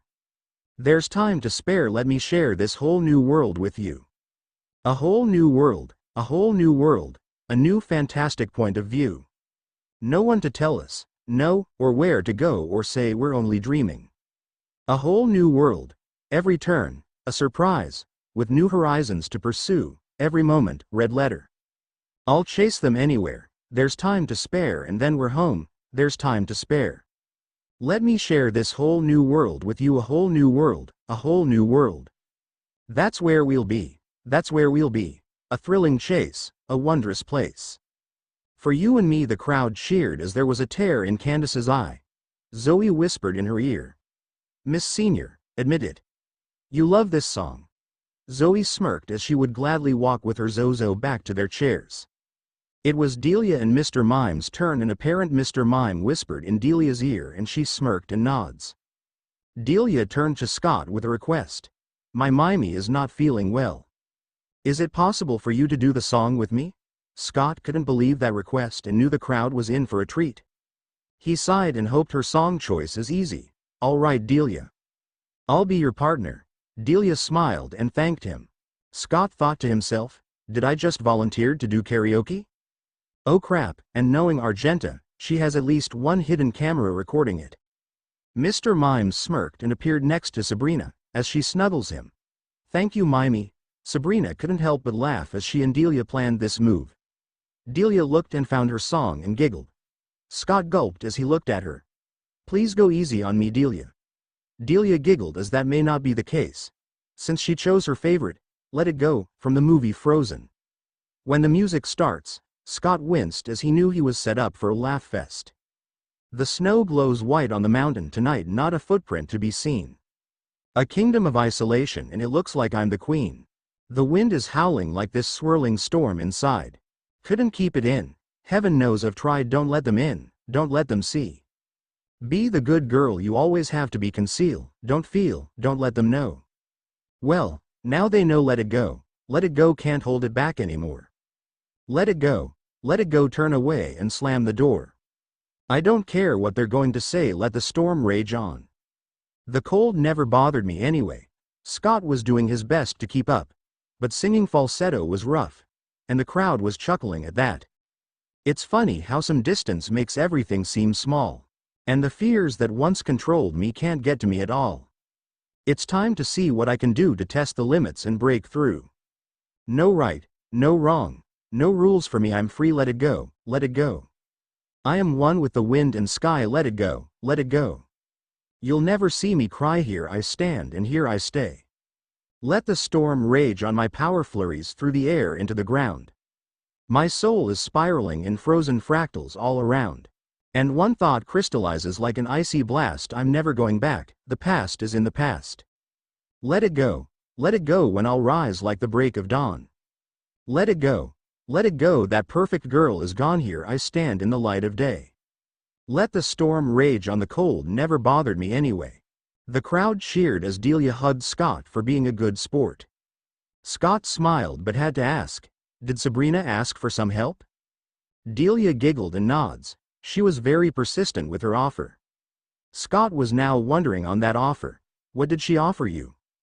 Delia playfully walked off and Sabrina meets her and hugs her. Lucian pats on Scott's back and whispers in his ear. Sorry, Scott, but an Alolan deluxe spa package was too much to resist. Scott wanted to kill her, but knew that was tempting fate. Team Paul and Palmer were up and Palmer picked one in a matter of moments. Paul, this should be appropriate for the two of us. Paul looked at Palmer's choice and laughed. I have to admit, it fit us perfectly. So they chose We Won the Pokemon League. A remix of Queen's We Are the Champions. I've paid my dues time after time. I've done my sentence. But committed no crime and bad mistakes. I've made a few. I've had my share of sand attacks kicked in my face. But I've come through and we mean to go on and on and on and on. We won the Pokemon League, my friends, and we'll keep on fighting till the end. We are the league champs, we are the league champs. No time for losers, cuz we are the champions of the league. Paul out of nowhere took off his shirt as he was pumped up about the song. That act caught the eye of a certain karate frontier brain. I've taken my bows and my curtain calls. You brought me fame and fortune. And everything that goes with it. I thank you all. But it's been no bed of Roselia's, no pleasure cruise. I consider it a challenge before the human race and I ain't gonna lose. And we mean to go on and on and on and on. We won the Pokemon League, my friends. And we'll keep on fighting till the end. We are the league champs. We are the league champs, no time for losers, cuz we are the champions of the league.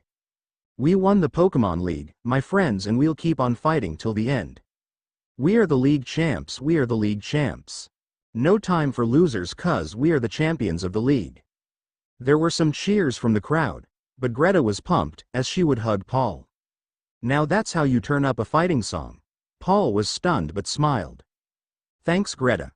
Paul wanted to leave, but seems Greta wants to hold on to him for a bit more. Lucy chuckled and smirked at the situation. Hey Greta, I thought you wanted Ash. Lucy couldn't help it as Annabelle laughed and recorded the moment on her phone. Ash shook his head in disbelief as the madness continues. Greta pouted and chased after Lucy, who were supposed to sing coming up. Paul finally got to his seat. but couldn't shake that feeling he might be smitten or not. Eventually, after their little chase, Greta and Lucy would head up to pick a song. Greta didn't listen much of the popular music, other than karate movie music, and Lucy is more into a bit of romance. They chuckled and picked random and hoped for the best.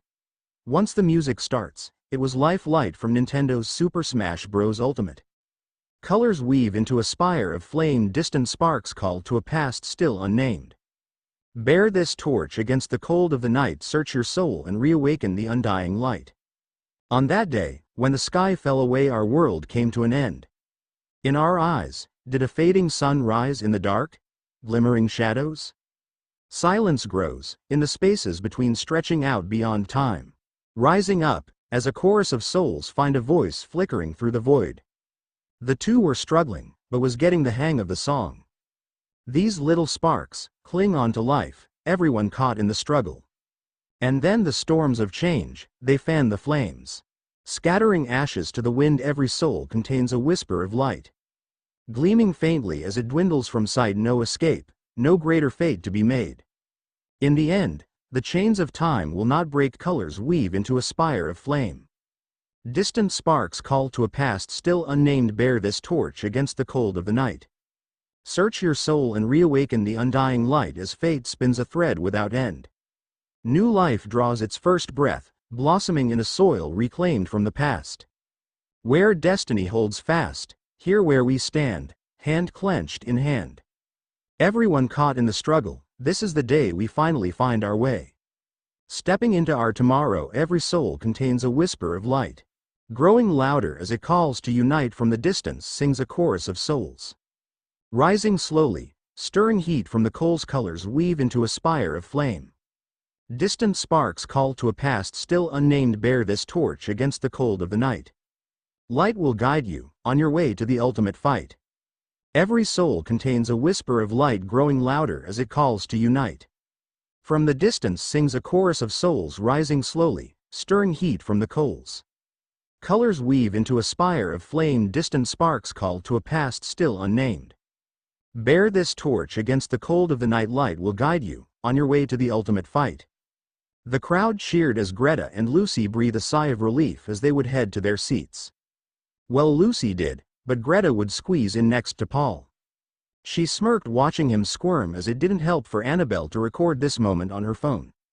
Tobias and Olympia would be up next, and they would laugh as it can only be better or worst. Tobias would let her pick the song, as he couldn't sing a tune to save his life. Please pick a nursery rhyme for us to sing. That fell on deaf ears as everyone laughed. Olympia smirked as she picked out a favorite of hers. A remix of Adele's Hello, Hello Celebi. Hello Celebi, it's me. I was wondering if after all these years you'd like to meet. To go over everything. They say that time's supposed to heal ya. But I ain't done much healing. Hello Celebi, can you hear me? I'm in Sinnoh dreaming about who we used to be when we were younger and free. I've forgotten how it felt before the world fell at our feet. There's such a difference between us and a million miles. Hello Celebi, from the other side. I must have called 1,000 times to tell you I'm sorry for everything that I've done.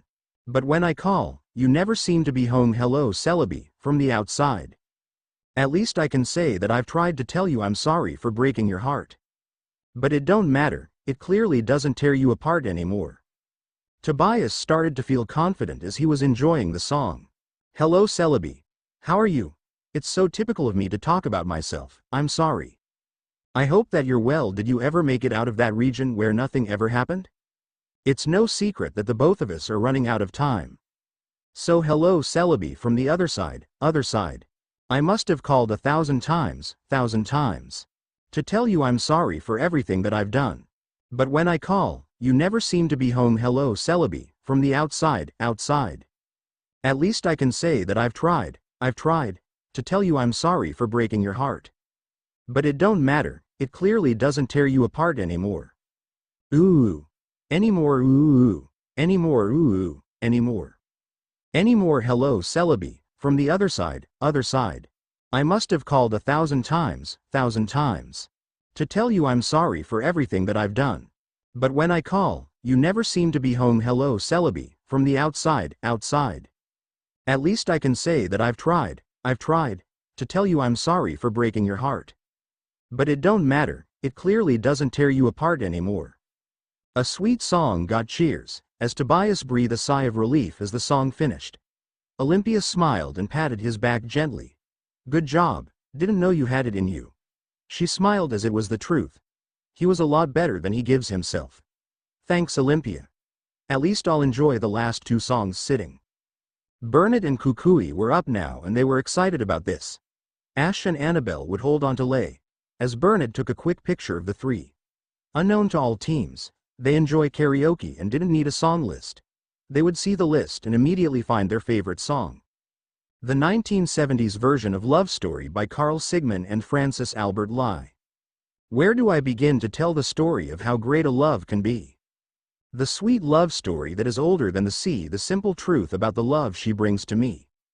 Where do I start with her first hello? She gave new meaning to this empty world of mine.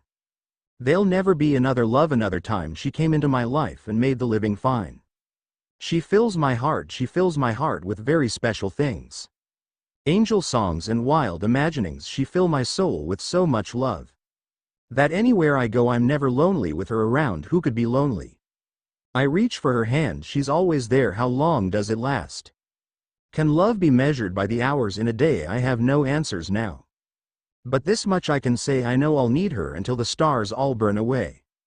And she'll be there, how long does it last? Can love be measured by the hours in a day? I have no answers now, but this much I can say, I know I'll need her until the stars all burn away. And she'll be there. Everyone was in tears, as it was a short but sweet love song. Ash would wipe Annabelle's tears, as she was still holding on to a happy Lay. She didn't tell Ash, but she was a sap for love songs. And had a couple to try out. As Bernard picked up her baby, she whispered in her ear. Into those love songs too, how sweet. She smirked, as Annabelle couldn't keep a straight face. Scott smiled as he would announce the next couple. All right, Casson and Argenta, play nice out there. Because you two are next. As the 2 would get on stage, it's no secret they love karaoke. But they seemed to have a plan, and Argenta chucked as she picked the song in hand. What do you think, Casson? He smirked as he couldn't believe the choice. You're pure evil. He smirked as he knew his ex-wife completely. She'll kill us for this. Argenta smiled and nods. I know, but this a punishment after all. They picked from the hit movie Dirty Dancing, The Time of My Life. As the music starts, Annabelle heard the music and pouted. Mom and Dad, seriously. Apparently Annabelle had that song in mind. And that was out the picture. Sabrina heard that and smirked with a reply. That's for switching with us, little sis. Annabelle pouted as Ash would wrap his arm around her. It's all right. At least we can end on a high note. She nodded and would kiss on his cheek gently, before watching her parents sing. Now I've had the time of my life. No, I never felt like this before.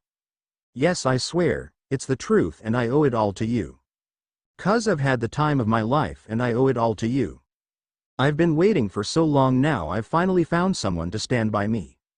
We saw the writing on the wall as we felt this magical fantasy. Now with passion in our eyes, there's no way we could disguise it secretly. So we take each other's hand 'cause we seem to understand the urgency. Just remember, you're the one thing I can't get enough of. So I'll tell you something, this could be love, because I've had the time of my life. No, I never felt this way before. Yes, I swear, it's the truth and I owe it all to you. They were dancing and singing during the song. They clearly have this song memorized.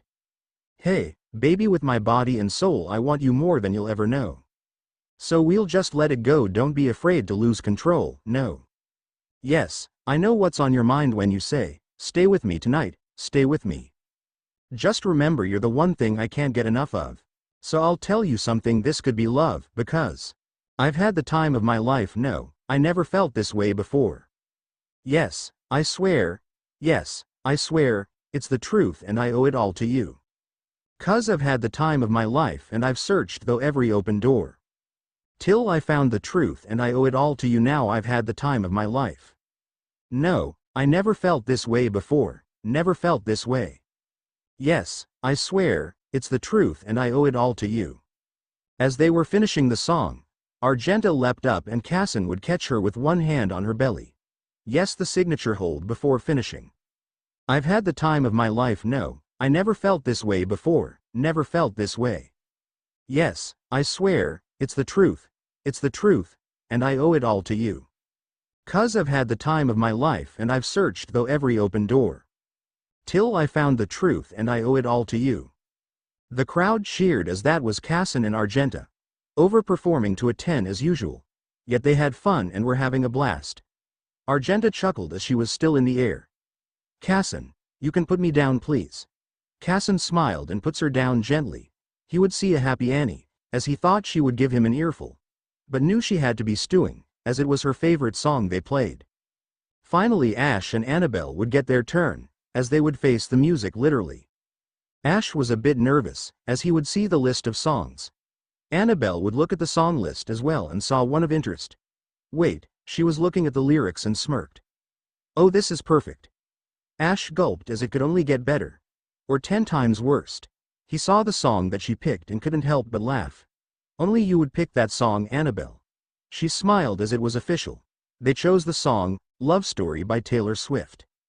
We were both young when I first saw you. I close my eyes and the flashback starts. I'm standing there on a balcony in summer air. See the lights, see the party, the ball gowns. See you make your way through the crowd and say, hello. Little did I know that you were Romeo, you were throwing pebbles. And my daddy said, stay away from Juliet, and I was crying on the staircase. Begging you, please don't go, and I said, Romeo, take me somewhere we can be alone. I'll be waiting, all there's left to do is run. You'll be the prince and I'll be the princess.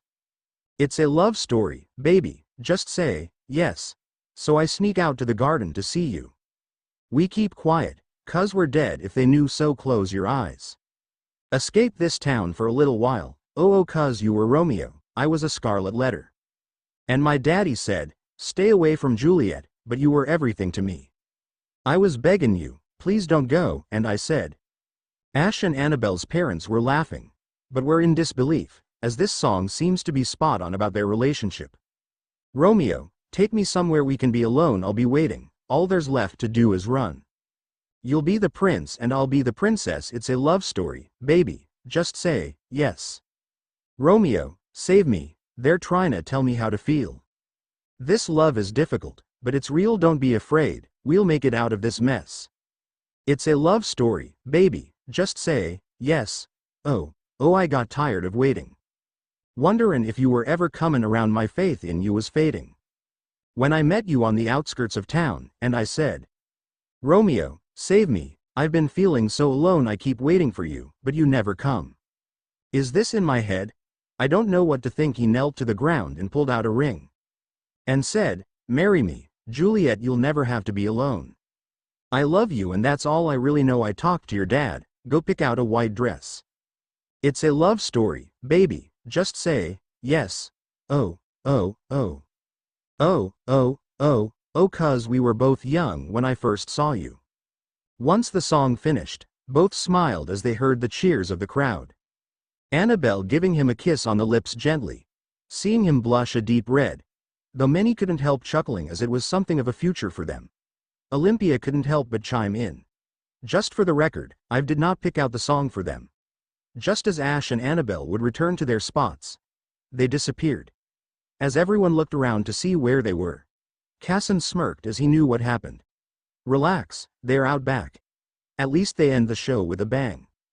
A sleepover that would heal the wounds of a mother-daughter relationship. Plus a rare bonding moment between Sabrina, Olympia, Annabelle, and Argenta. After the insanity of karaoke, Ash and Annabelle were suddenly transported to the holiday tree. As they saw the cooler still in one piece. Seems Gardevoir was the one who transported the lovers over here. Gardevoir smiled as she presented the cooler to them. Thank you, Gardevoir. Both told her as they would open the cooler and saw a small blue box. Ash's eyes widened as he saw the gold trim and a unique symbol. This can't be. Annabelle looked at the box and she was just as dumbfounded by the discovery. But soon after laughed as she realized it was more than a coincidence. I think my dad found our airplane mates. Ash would smile as that was reassuring that it wasn't just a fluke. But how did your dad know about Fantina and her husband Alex? Annabelle saw envelopes on the side and smiled. I have a feeling my dad's luck was on his side. She would open her envelope that has her name on it, and sure enough it was a Christmas card from Fantina. She smiled as she would read the card. Bonjour Annabelle. If you're reading this, then you have successfully snagged your lover. I couldn't be happier for you and Ash. And I hope you are together for many years to come. Peace. If you ever head to Hearthome, let me know. I know a place that's perfect for wedding dresses. Ash smiled but looked at her as he overheard wedding dresses. He was envisioning her in a wedding dress, as it was something he wouldn't even think of the first time he met her. She saw that look as she would whisper in her ear, thinking of wedding bells too, Ash? She smirked as he shook off that look. No, she would kiss his cheek gently. It's okay, but just remember we have time before we walk down the aisle together. He blushed as he knew she would read him like an open book. He would open his envelope and it was a Christmas card. But he gasped as he saw Fantina and Alex together. Bonjour Ash. I guessed you found a good use for your present. Love can never be rushed. So enjoy the sweet moments now and more to come. Speaking of sweets, the box contains my signature chiffon cupcakes. 3 with lavender buttercream frosting, and 3 with lemon buttercream frosting. Annabelle peeked over and read the rest of the note. Go ahead and try both flavors, one that represents you, and the other is your significant of course. Peas. To Annabelle and Ash, I would choose the Arbok sweaters next time. At least they know how to hug and snuggle. Annabelle chuckled as she couldn't believe that part. Ash laughed but would chime in. Well, it's true. But not too tight. Just to be comforted by the one.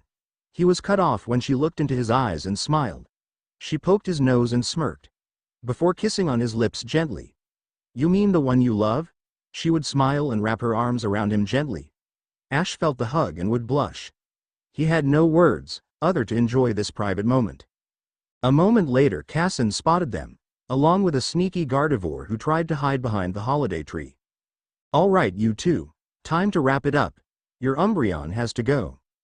Annabelle pouted as she wanted one night with her love. Dad, can he stay over? Only fair as I stayed at his place. He couldn't believe her daughter's moxie, but still had to be her dad. Well, it's not up to me of course. At least ask his family first. Annabelle nods as she would take Ash by his hand and would head to the house. No doubt this will be an interesting plea. When they were inside, they saw Kukui and Burnett and both would hug the lovers. Kukui smiled as he would rub his son's hair. I hate to cut the party short, but duty calls back at Alola. Ash wondered if there was an ultra beast in Alola. Before he could ask, he was hugged by Burnett, who had a sense of what he was thinking. No ultra beasts. But Lusamine needs me back at Ether Paradise. And I have a feeling you'll be staying a night or two here. Ash's surprised look was a treat, as Annabelle couldn't help but chuckle. I guess you knew my intentions, right? Burnett smirked in reply. Well, more or less. Believe it or not, your mom asked us if our son could stay for the night. Both Ash and Annabelle were in shock. But then laughed as they forget it is a psychic house after all. Annabelle hugged them as she smirked. Don't worry, we'll be good. Can't hide anything around here. She realized why Dad had to find a spot to hide gifts. No secret is safe inside this house. Ash would see his other mom Delia, holding onto Lay. She would first hand Lay to Burnett, before hugging both Ash and Annabelle. She whispered in her ear, don't forget to make sure he wears clean you know what. Annabelle laughed as thankful she got the gist of her message from the first time she heard it. Don't worry, he's wearing clean underwear. That got Ash to pout, Mom.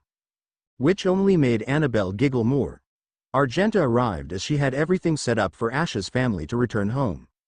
All right, you guys, I have a direct line from Ether Paradise. So Faba will transport Kukui, Burnett, and Lay over. Ash would hug his Alolan family one more time as he saw Faba with a few gifts in the background. Hi Faba. What's going on? Faba smiled as he and his Alakazam were there. Well, hello Ash.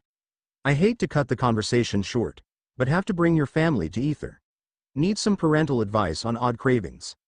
Ash, Kukui, and Burnett smiled as they had a feeling when he said odd cravings. Congratulations on the baby. They shouted as Faba couldn't help but grin. Alright Alakazam. Teleport Kukui, burn it, and lay over. His Alakazam teleported the trio over, and now was there alongside him. There was a brief moment as they would rush over to check on Wick. Annabelle saw the moment and had to ask Ash the obvious. So who is having a baby? Ash would answer with a smile. Professor Wick from Ether Paradise. She and Faba are having a baby. Annabelle nodded as she would probably know more from her dad. Argenta would set up the next call, and this time for Professor Oak. When she got the connection, she saw a younger man answered. Hello, young man. Did you suddenly turn young Samuel? She chuckled as she knew it wasn't him. Apparently it was Gary who was watching the facility. Sorry, Argenta, my grandpa and cousin are out for karaoke. He saw Argenta chuckle and overheard a young lady yell, "Oh God," in the background. Say, who said that? Annabelle slipped in and smiled. Sorry about that. Mom forced the party to have karaoke this year. Gary nods and saw Delia walking with her son, as she was wiping something from his cheek. Then glanced over at the sweaters. Hey Ash, since when did you start wearing my Umbreon sweater? Ash chuckled as he knew it was only a matter of time. It was a gift from Annabelle's father. Gary smirked and knew better. Congrats to you and Annabelle. Annabelle was surprised to hear that, but face-palmed as she giggled. Clearly her attire, along with Ash's, was a dead giveaway. Before she could answer, Delia smiled and waved her phone. Don't worry, Gary. I have plenty to share. Gary laughed, seeing Ash and Annabelle gulped at the same time. Argenta chuckled but had to wrap it up. She and her Alakazam were ready to send Delia home. All right, you guys, Delia is heading home right now. Ash hugged his mom one more time. Don't worry, Mom, I'll be all right. She nodded and chuckled, I know. Besides, I know you can't get away with anything here. Both Ash and Annabelle blushed as it wasn't their intention. Argenta smirked as her Alakazam would teleport Delia to Professor Oak's, and it was a success. Safe travels, and I'll email the torture. I meant karaoke later. Delia smiled and nods. Thank you. And tell Sabrina thanks for earlier. Argenta nods as the call would end. She looked over at the two as she would move in and whisper in her daughter's ear. If you promise to behave, show Ash to your room. She grinned, seeing her daughter turn bright red. Annabelle pouted as she couldn't believe her. Mom, we have been very good. Besides, can't sneak anything here anyway. She would take Ash upstairs as she was still peeved by her mom. The rest of the party died down and many of the guests left. Except for Casson, who was staying to get Annabelle set up for her Alolan journey. And Scott, who apparently missed his ride, was stuck to spend the night. Knowing Sabrina was here, he was hopeful that he won't spend another year wetting the bed. It would be around midnight, as many would be asleep. Except for 4 psychic lasses who were in the kitchen, scheming for a crazy prank. Argenta, in her Baneri pajamas, looked around to make sure things were clear. But Sabrina, in her Glameow pajamas, giggled, Don't worry. My Hypno is keeping them asleep, while my Alakazam has them all in one spot. Argenta nods as Olympia, in her blue and white Meowstic pajamas, chuckled at this diabolical plan. I do approve of this, but isn't it a bit of an overkill? I mean, Scott had it coming. But Lucian, Casson, and Ash too. Annabelle nods in her lilac pajamas. Yay, I don't want anyone hurt. In particular to her brother, father, and lover. Sabrina would reassure them as they were now in the living room. The 4 lads were sitting upright, and still asleep, unaware of what is about to happen. Sabrina smirked as she would prepare herself for her wicked magic. All right, unlike previously, I have a 20-minute window of doll fun. But plenty of time to have fun. Argenta nods, realizing that Sabrina's Hypno probably gave a suggestion that whatever happens tonight will be one weird dream. Though she had to admit, she was looking forward to this. Remember, Sabrina, keep the hair lifelike. Annabelle heard that and had to cover her mouth to muffle her laughter. Mom. She glanced over at Olympia, giggling and couldn't believe this. Auntie. Sabrina saw that and pouts playfully. Sister Annie, don't you lie. You're just as wicked as all of us. Annabelle giggled as she had to admit it was going to be a joy to play dolls again. Sabrina looked at the 4 unsuspecting lads, as her eyes turned light blue. The lads glowed before a moment later, they would turn into 12-inch dolls. Thankfully there was no need to change their clothes, since it's formed onto their doll bodies. But their hair is real and fair game to a devious set of psychic trainers. Annabelle was in shock, but quickly changed her mood when she ran up to grab her Ash doll. "Oh Ash, so soft and cuddly." The others laughed, seeing Annabelle act like a young girl. Argenta in particular could only smile, seeing her precious baby be herself. "Oh Annie, Before she could continue, Sabrina wanted the party started. "Come on, we only have 20 minutes of fun and torture." They nodded as they would grab the dolls and head to Olympia's room. The room was decked out in hair accessories, hair dye, and safety scissors. The scissors was in case Annie had the urge to sever any ties. Or in particular, to keep Sabrina from exacting revenge on a certain frontier boss. Once they had their dolls on the table, they would go to town, giving the new hairdos. Olympia gave Scott's hair a more blonde look with red pigtails and pink bows on at least 3 of the pigtails. Sabrina gave her fiancé Lucian a more sinister look. In this case, making his hair light blue, and giving him clothes that looked like her old doll. She smirked as she would place the doll in front of her face. "Come play with me." Olympia could only laugh, seeing her nephew being toyed literally. Argenta gave her Casson doll a Gardevoir look. She couldn't help but laugh as she knew his Gardevoir would only laugh at this hairstyle. Annabelle couldn't help but smile, seeing her mom so happy, as she was dyeing Ash's hair lavender. Yet she had something on her chest.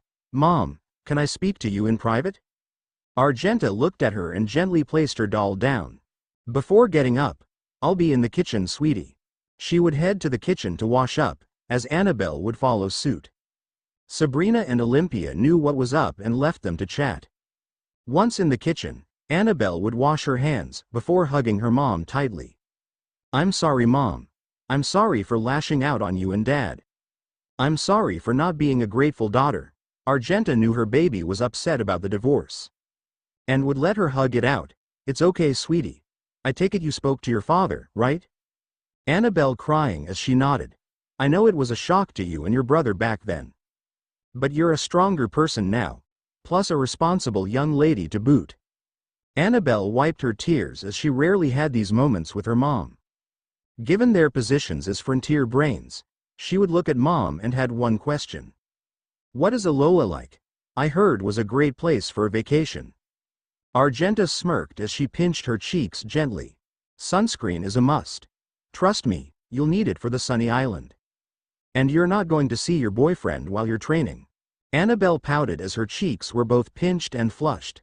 "I'm not trying to make a love nest with my boyfriend." Argenta smirked as she looked into her eyes. "My dear Annie, I want you to enjoy this new experience. Embrace the culture and be a better trainer. Besides, your father won't let you off easy like I would." Annabelle nods as she knew Mom was the good cop and Dad was the tough one. "Tomorrow, we're leaving early for our mother-daughter new do." Annabelle nods as she was in need of a pedicure and a manicure as well. She overheard Sabrina calling for the others to return. "Come on, I can't have this much evil. I meant fun alone without you guys." Both Annabelle and Argenta laughed as they realized the clock was ticking. So they returned to the room to finish with their doll makeovers. About 5 minutes left. In the living room, Olympia had some remote control cars and had a crazy idea. Winner of the race gets to decide next year's holiday entertainment. That was a prize worth racing for. Sabrina grinned as she had her Lucy in the driver's seat. "Oh, we're dancing next year." Annabelle grinned as she placed her Ash doll in the car. "For once, don't let our mom or aunt win." Sabrina nods as they are not planning on singing again. Olympia overheard that and smirked. "Say sis, I'll make a deal." Argenta grinned as she probably knew the plan her daughters were hatching. "All right sis, let's make them pay." Clearly all 4 are headstrong lasses who are super determined not to lose. It would be 10 laps around the living room table, before heading to Olympia's room for the finish. No psychic funny business in this race, Annabelle had to remind the racers. In particular to her aunt and mother. They glared at her, but nods as they were on the same page for once. Everyone nods as all would start without someone counting down. It was neck to neck as the cars jockey for position for the inside.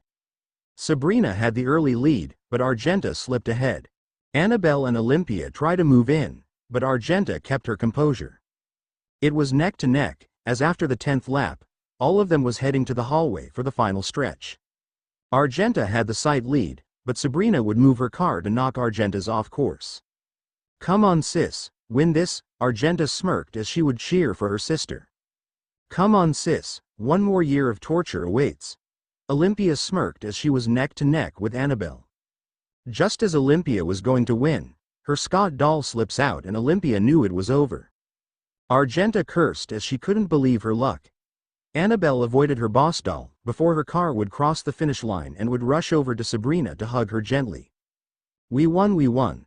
Sabrina couldn't help but to rub salt in the wound. "Dance, dance, Boogie Wonderland." Argenta glared at that Scott doll as she wanted to at least make him suffer more. Of course ripping it to pieces was out of the question. But had a better idea. Give him a pink frilly dress, and apply makeup to the face. Oh, much better. At least when they're back to normal. She was cut off by Sabrina, who was in a panic. Less evil and place the dolls in the beds now. They raced to get the dolls and place them in their rooms on the bed. And just in time as the doll spell wore off and they returned to their normal size. However, their doll makeovers were still there as each one would take a picture of each of them. It was pure blackmail and something they'll never forget.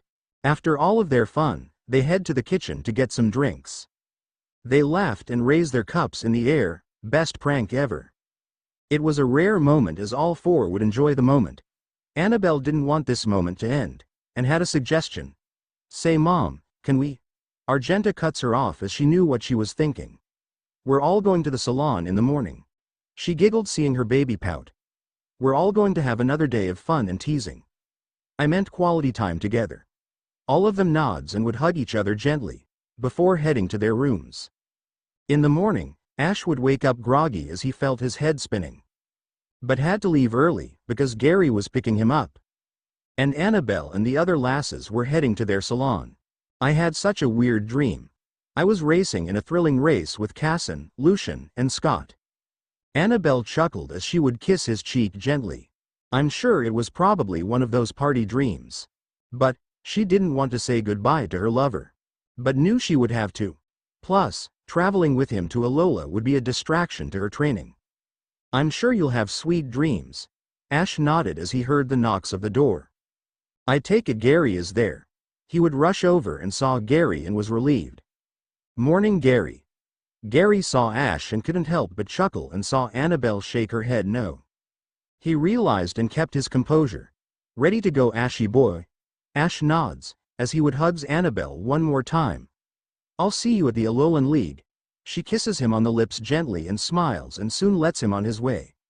As he left, she turned around and saw the other lasses smirk and snicker. "How much torture will I receive in the salon?" Sabrina smiled and ruffles her hair gently.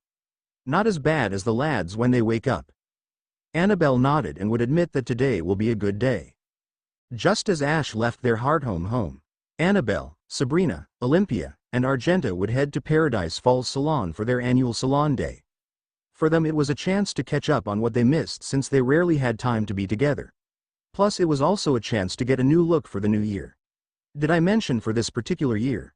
For the lasses to escape, before the rest of the lads wake up to their new makeovers. The owner of the shop in a gothic blue and black outfit from Alice in Wonderland would greet the lasses. "Oh my goodness. Happy New Year to you all." She would run up to hug them as she knew them all.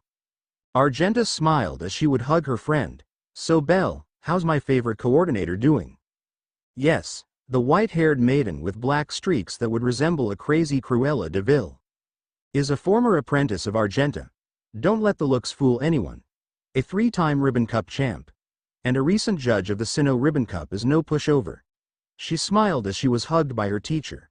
"Oh nothing much," as she looked at the quartet with a smirk. "Going to be a dull day today." Sabrina laughed as she went inside. Olympia and Annabelle would soon follow, as Argenta was in the rear. The salon would be exclusive for them, as it was going to be a day of transformation and torture. Once inside, Belle and her staff would help the lasses to their padded chairs. As she would bring out the mini tubs for the pedicures. "All right ladies, who is single, mingling, and or hitching right now?" Basically a relationship question that Belle wanted to know. Though she knew Argenta remarried, she was curious about the rest. Sabrina laughed as she forgot she was ticklish with her feet. But smiled and answered. Well, engaged and have a baby on the way. Belle smiled as she was working on Argenta's feet. So you finally reeled in that calm, cool, and collected fella.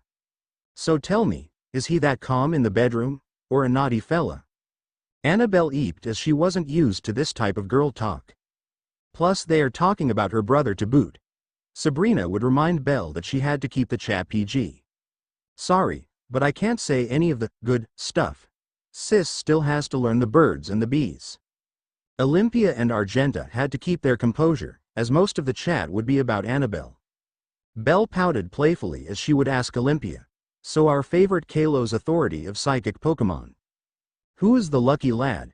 Olympia hated these girl chats. Because she felt like being compared to her sister Argenta. Still single, no mingling. Belle gasped in shock. Still single? Argenta nods. Seriously, I thought you would be with Casson. You know, considering their breakup and all. Olympia hated Casson from day one. Back in the day when he was dating her sister. But sees him like a brother, despite everything that has happened. 1. Would be a slap in the face to date my sister's ex. And 2. Casson is a nice guy. But he's like a brother to me. Argenta smiled as she never knew, considering how her sis acted towards him all those years. You're saying that because he gave you a spa package? Olympia pouted playfully and responds. I couldn't handle a wild child like him. She smirked and chuckled. Besides, he loves to be tamed by a strong lass. Annabelle's face flushed out of embarrassment. Aunt Olympia. Trust me, I heard about his new relationship, and I'm not wanting to go down that rabbit hole. Belle smirked as it seemed the young lass is of age. So Annabelle, who is your dad dating? Annabelle took a deep breath as she answered. Professor Ivy of the Orange Islands. Belle knew that name well. Well, your aunt is right. Ivy is a beauty with thorns. She winked as she saw Annabelle squirm. Argenta giggled as this was going to be fun, but got a question from Belle. So how's Ivan doing? Still torturing him in bed? Argenta wanted to kill her student now. No, he's under the weather. But in good spirits. Besides, the only torture is him stalling at times for cuddles. Annabelle couldn't believe this madness, but just as their pedicures are finished. Belle smirked as she would pull out a tablet, and looks at Annabelle. And now for the star of the show. Annabelle gulped as it could only get worse from here. Can you forgive me from 2 years ago? Annabelle blinked as she was confused. What are you talking about? Belle laughed as she would show her on the tablet Annabelle's haircut. Apparently there was a bit of hair chopped off, not by choice of course. But you zigged when I zagged and we'll... Annabelle gasped in disbelief as she glanced over at Olympia and Sabrina chuckling. Then glanced at Mom, who couldn't keep a straight face. Mom, I look like I fought the electric razor. Argenta smirked as she looked at her pouty daughter. Well, as I said before, you were on cloud 9. Even after the holiday party, all you can think about is Ash. Annabelle gasped as she couldn't believe that she was that lovelorn. Belle would chime in. Basically, when I was finishing up on your hair.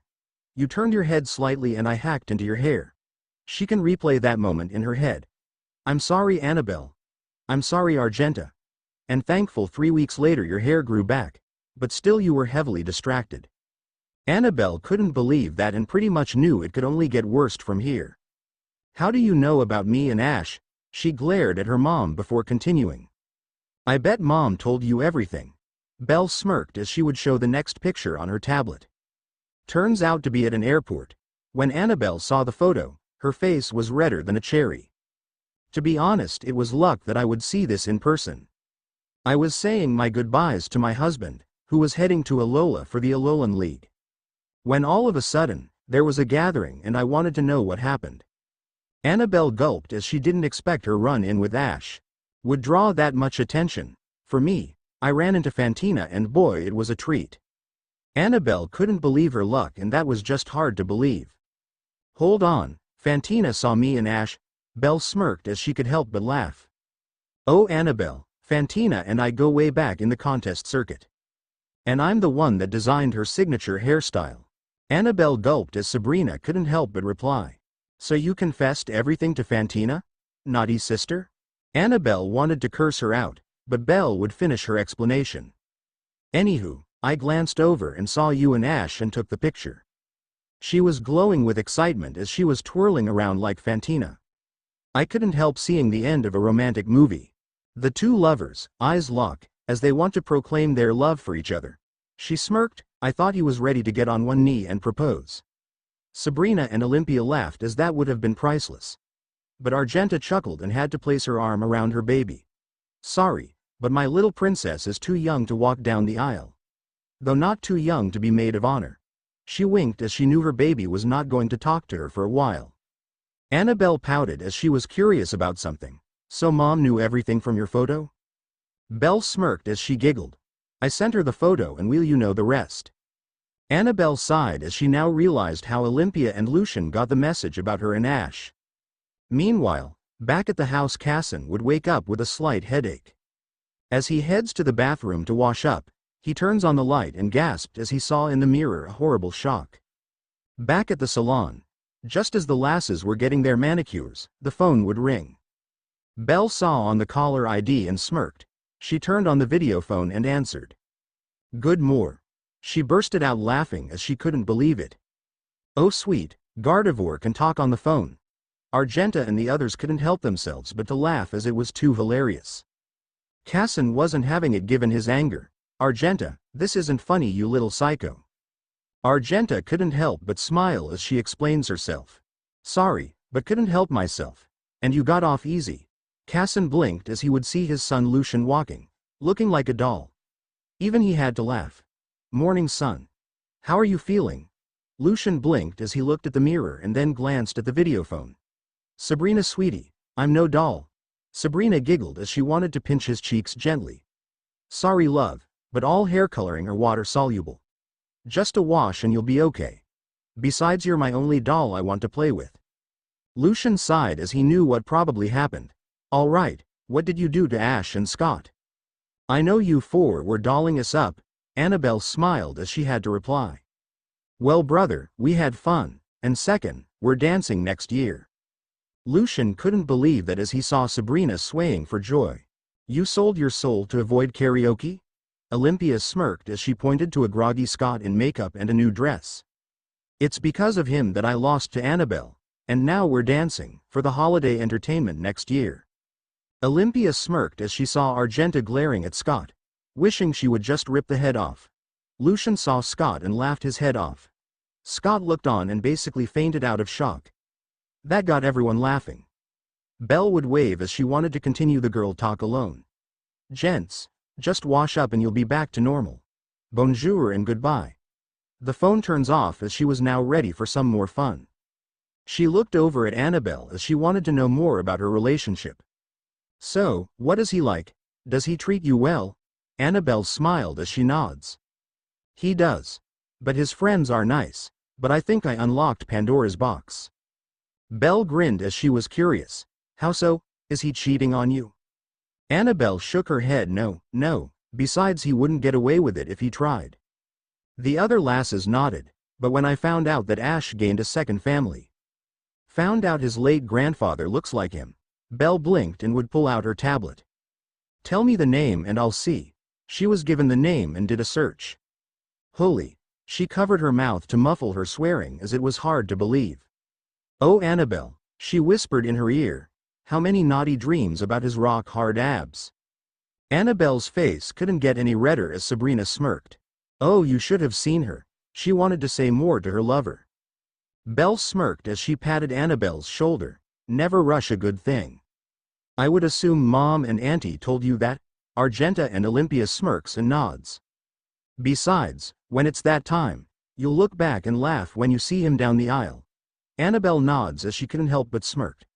I'm not the only one that was thinking ahead. He was thinking of me in a wedding dress. Sabrina had the biggest grin on her face.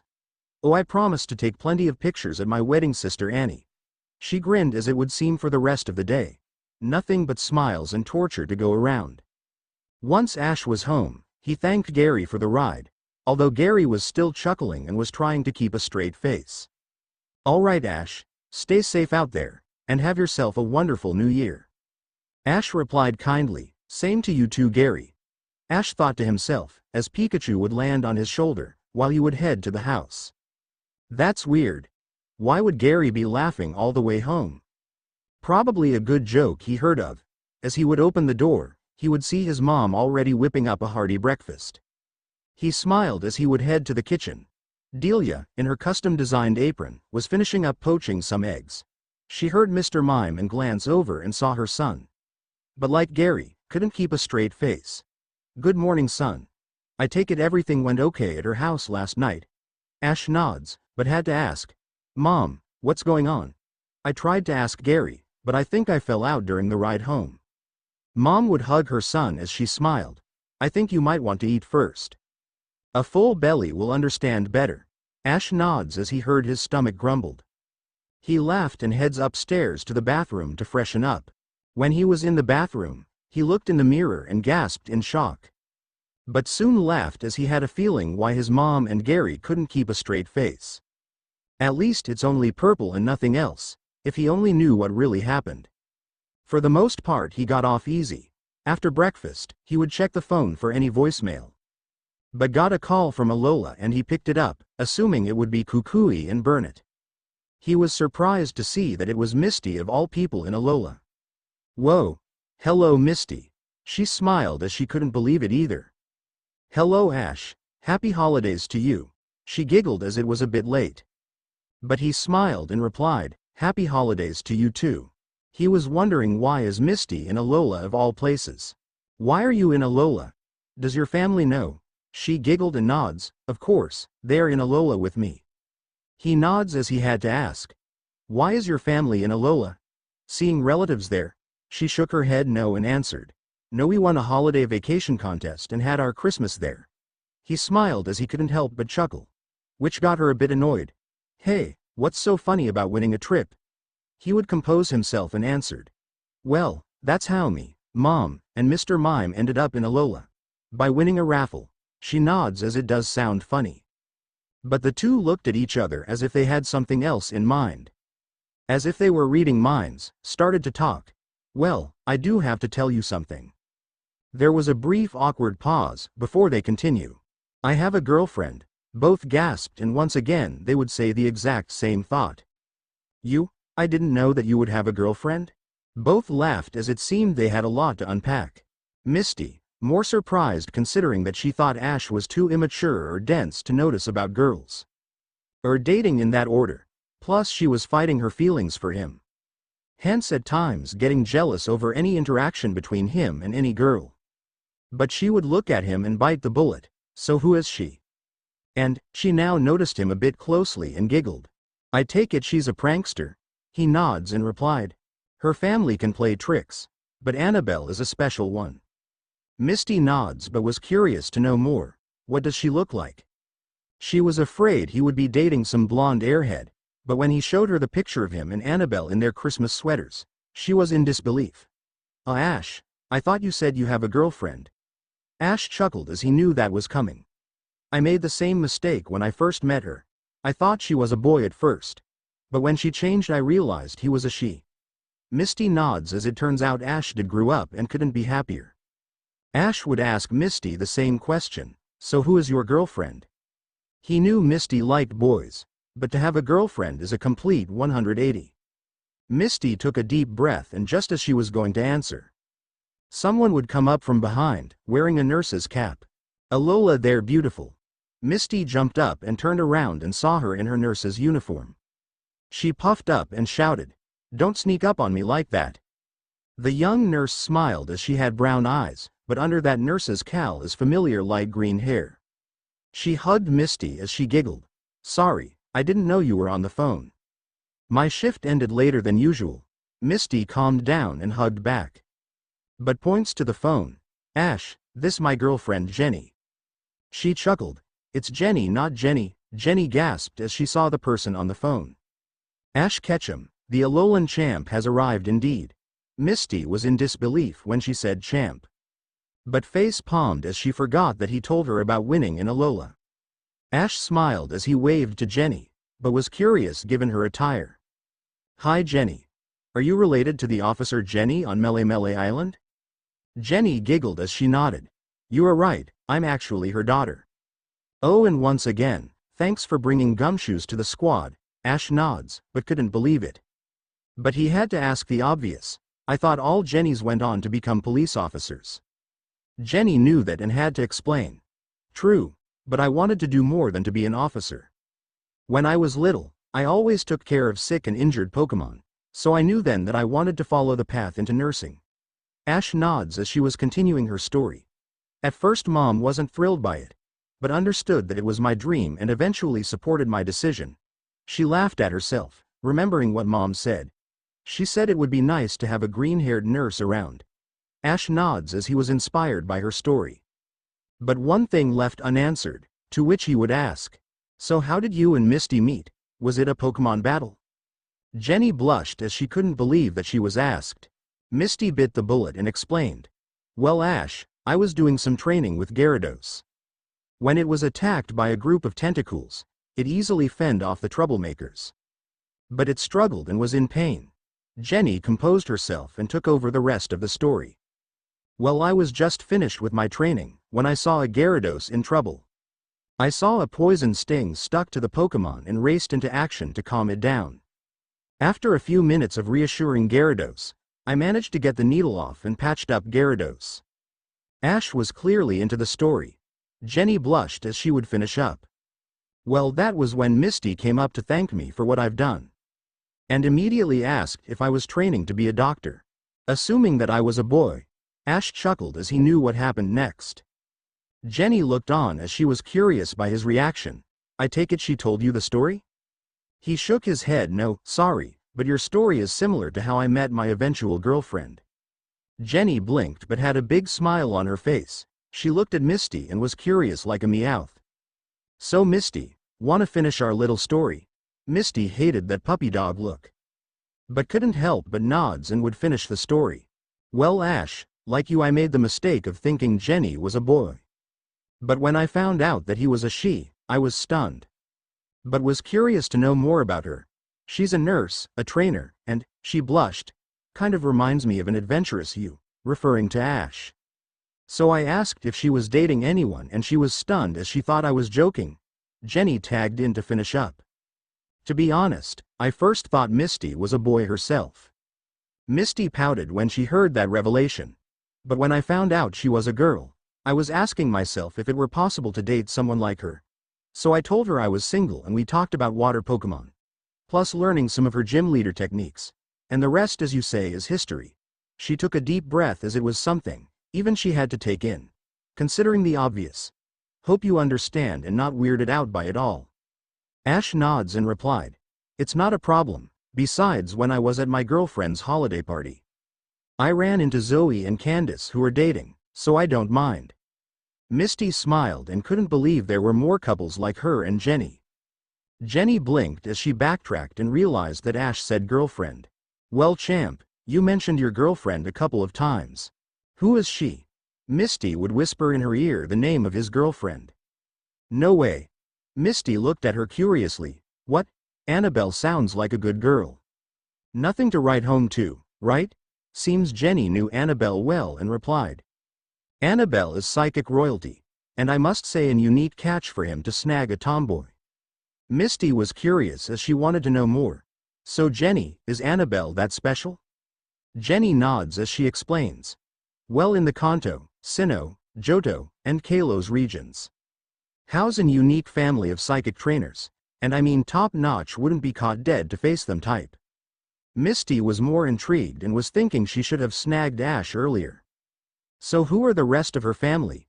Jenny would answer, well, her brother Lucian is the member of Sinnoh's Elite Four. Olympia is the psychic authority and gym leader of the Anastar gym in Kalos. Misty gulped as she can see why Jenny meant by psychic royalty. And the head queen of the Johto and Sinnoh Battle Tower, Argenta. Misty couldn't believe it but had to ask him the obvious. So Ash, did you face any besides Annabelle? Ash smiled and nods. I beat Olympia in a gym battle. Haven't faced Lucian as of yet. And in the holiday battle, fought Argenta to a draw. Misty and Jenny gasped at the last part and replied at the same time. You battled against Argenta. Ash nods as he knew it was too good to be true. Jenny couldn't believe it and clearly was a lie. Come on, Ash. Any trainer that battles Argenta either has a death wish or literally is downright insane. Ash chuckled as he knew Argenta's reputation for being a tough trainer was not overblown. I'll email Misty the holiday battle as soon as I could get it from my mom. Misty gasped in disbelief as even she was impressed. Well, Ash, I'm glad you're getting stronger. But she laughed at the hair. What happened to your hair, Ash? Ash shook his head and smiled. Honestly, don't know. What was strange, my dream had me racing Lucian, Casson, and Scott while Argenta, Olympia, Annabelle, and Sabrina were cheering us on. Misty heard one name in particular and gasped. Ash, you don't mean Sabrina the Saffron gym leader, turns people into dolls, right? Ash chuckled as he forgot that she could do that. Yep. Misty blew up as she was a victim of Sabrina's doll magic. That twisted little witch hasn't changed. I knew something was up, and boy, when I get my hands on her, all. Jenny chuckled as she asked Ash, is my Misty a jealous Gyarados? She's cute that way, but still, Ash didn't want to say no. But at times he was clueless at the times. If she was, then I was clueless back then. Misty breathed a sigh of relief as she was a jealous lass. But Misty, she's changed and she's marrying Lucian and have a kid on the way. Misty heard that and calmed down. All right, but you better remember she owes me big. Being a doll was no fun. Jenny smirked as this was just too much. Well, I hate to break up the drama, but our moms will kill us if we're not back shortly. Misty nods as she waves to Ash. Bye, Ash, and I'll see you at the Alolan League. Ash waved back as he knew there was yet another challenger vying for that sweet prize. In the evening, at the airport, Annabelle and Casson were on the terminal, awaiting for their flight to Alola. There to wish them well are Argenta, Olympia, Lucian, and Sabrina. Annabelle couldn't believe that in a few moments, she'll be off on a new journey. Argenta, like any mom, didn't want to see her off on her own. But at least her father will be there, so no worries. But she ran up to hug her baby. Oh, Annabelle, don't forget your sunscreen. And just remember you do have a curfew, and she was cut off as Annabelle giggled. Mom, I'll be all right. She wiped her tears as well. I have to do this. Staying as a frontier brain with no challengers is basically doing nothing. Argenta knew she was right, but still, it's hard because they will be farther away. Remember, if you need anything, I'm a phone call away. I'll be proud of you no matter what. Annabelle smiled as she looked over at Lucian and Sabrina.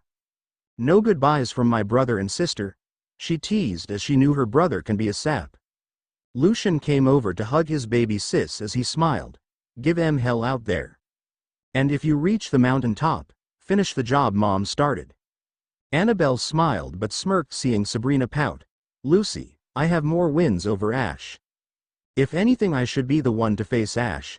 Annabelle heard Sabrina and hugs her gently. Don't worry, when I beat Ash, we'll have 4 wins combined over Ash. She whispered in her ear, smirking. More than our mom and auntie combined. Sabrina laughed as she couldn't believe that boldness of her soon-to-be sister-in-law. Ouch. And I thought I was the wicked one. I'm so proud of you. Olympia pouted as she knew that we'll never let that down if that happens. 3 wins is enough. But I'll be happy if you get number 4. Olympia smirked and whispers in her ear. At least you wouldn't fold like a certain sister of mine. Argenta pouts playfully as her phone rings. Hello? She gasped as she held the phone for Annabelle. Looks like someone wants to say goodbye. On the videophone, an 45-year-old man with green hair and purple glasses, along in an Alakazam t-shirt, was on the bed still recovering.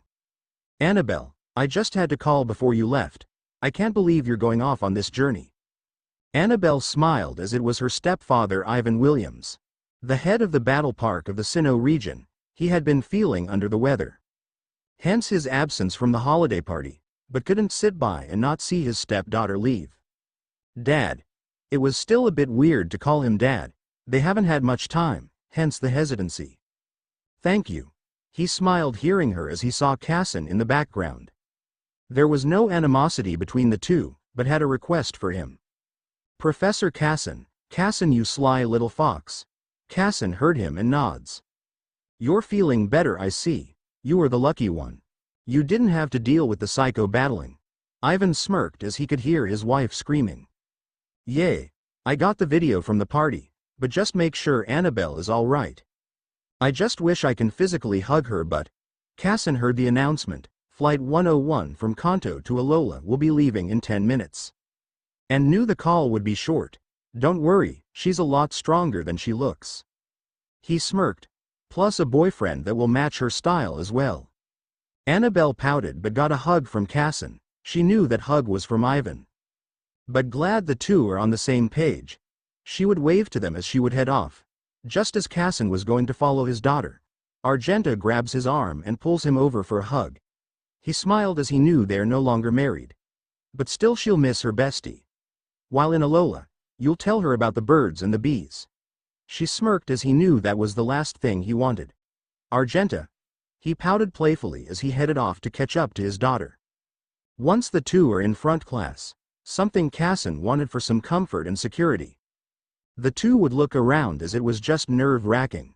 Annabelle looked over and smirked as she was curious. What did Mom say to you? He sighed but nods. When we arrive in Alola, you'll learn the birds and the bees. She gasped as that was something she wasn't prepared for. Don't worry, it's not so bad. And at least you're too young about that stuff. She nods as she would put on her seatbelt. A couple of minutes later, when the plane took off, she would see her family wave as she knew they will be there no matter what. During the flight, she looked at Dad and smirked. So Dad, the birds and the bees. Casson pouts playfully, but gladly would tell her the truth. When they arrived at Alola, Casson and Annabelle would see Professor Ivy waving to them as the plane would make a 3-point landing.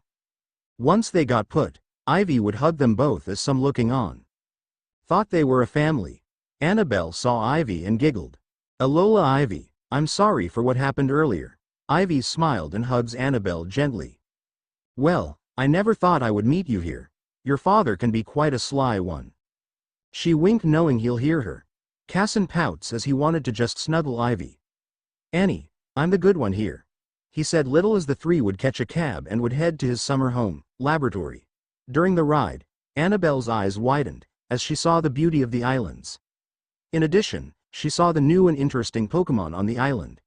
She thought to herself as she was taking it all in. Well Ash, this is my first day in Alola. Wish me well out there. As they arrive at Casson's summer home, it was a beauty to say the least. Plenty of land plus the shore for daily swimming. Casson got out and stretched his arms. He grinned as he shouted, Alola Alola. Annabelle thought Dad was crazy. But Ivy saw that look and giggled, but gathered herself to explain. In the Alolan region, Alola means hello and goodbye. She chuckled. In a weird way, he's saying hello to you Alola. She nodded, but saw an orange envelope on the door and it was addressed to Annie. Casson knew who sent it and had a smile. Annabelle would open the envelope and it was her family at this year's holiday party. Along with 1 or 2 photos of her and Ash, there was a note inside as she read it. To Annie. No matter where you are, know that our family is there rooting you on. Do your best and we'll be proud no matter what. Signed Mom. Peace. Tell Dad to behave himself out there. She laughed as she probably knew he would overhear. Casson glanced over at Ivy, who couldn't help herself laughing. And wanting to respond, I guess she knows you a lot. And you'll behave, mark my words, she said with a wink, as he shrugged that off. Before he opened the door, just as they would get in, Annabelle felt something and went back out the door. She rushed out for a brief moment, before meeting a certain Pokemon. Why hello there, did you come to see me? The Pokemon nods as it stared at her. Annabelle didn't know what to expect, considering it was her first day in Alola. But the Pokemon smiled and drops a weird ring. She picked it up before looking into its eyes. You want me to be stronger before capturing you? It nods as it left without delay. As she stared into the night sky, she looked at the ring as she would put it on. Casson and Ivy saw Annabelle as they were concerned about what just happened. Ivy would wonder, Annabelle, are you all right? And why are you looking out at the sky? Casson, ever the dad had to chime in. Who or what did you sense and did you catch that Pokemon? She points to the sky and she smiled before making her declaration. My name is Annabelle, and I accept your challenge. Both Casson and Ivy were surprised as it seemed Annabelle spotted something wonderful on her first day in Alola. The end. I hope you guys enjoyed this video. Please let me know your thoughts and reviews in the comment box. Now I will see you in the next video.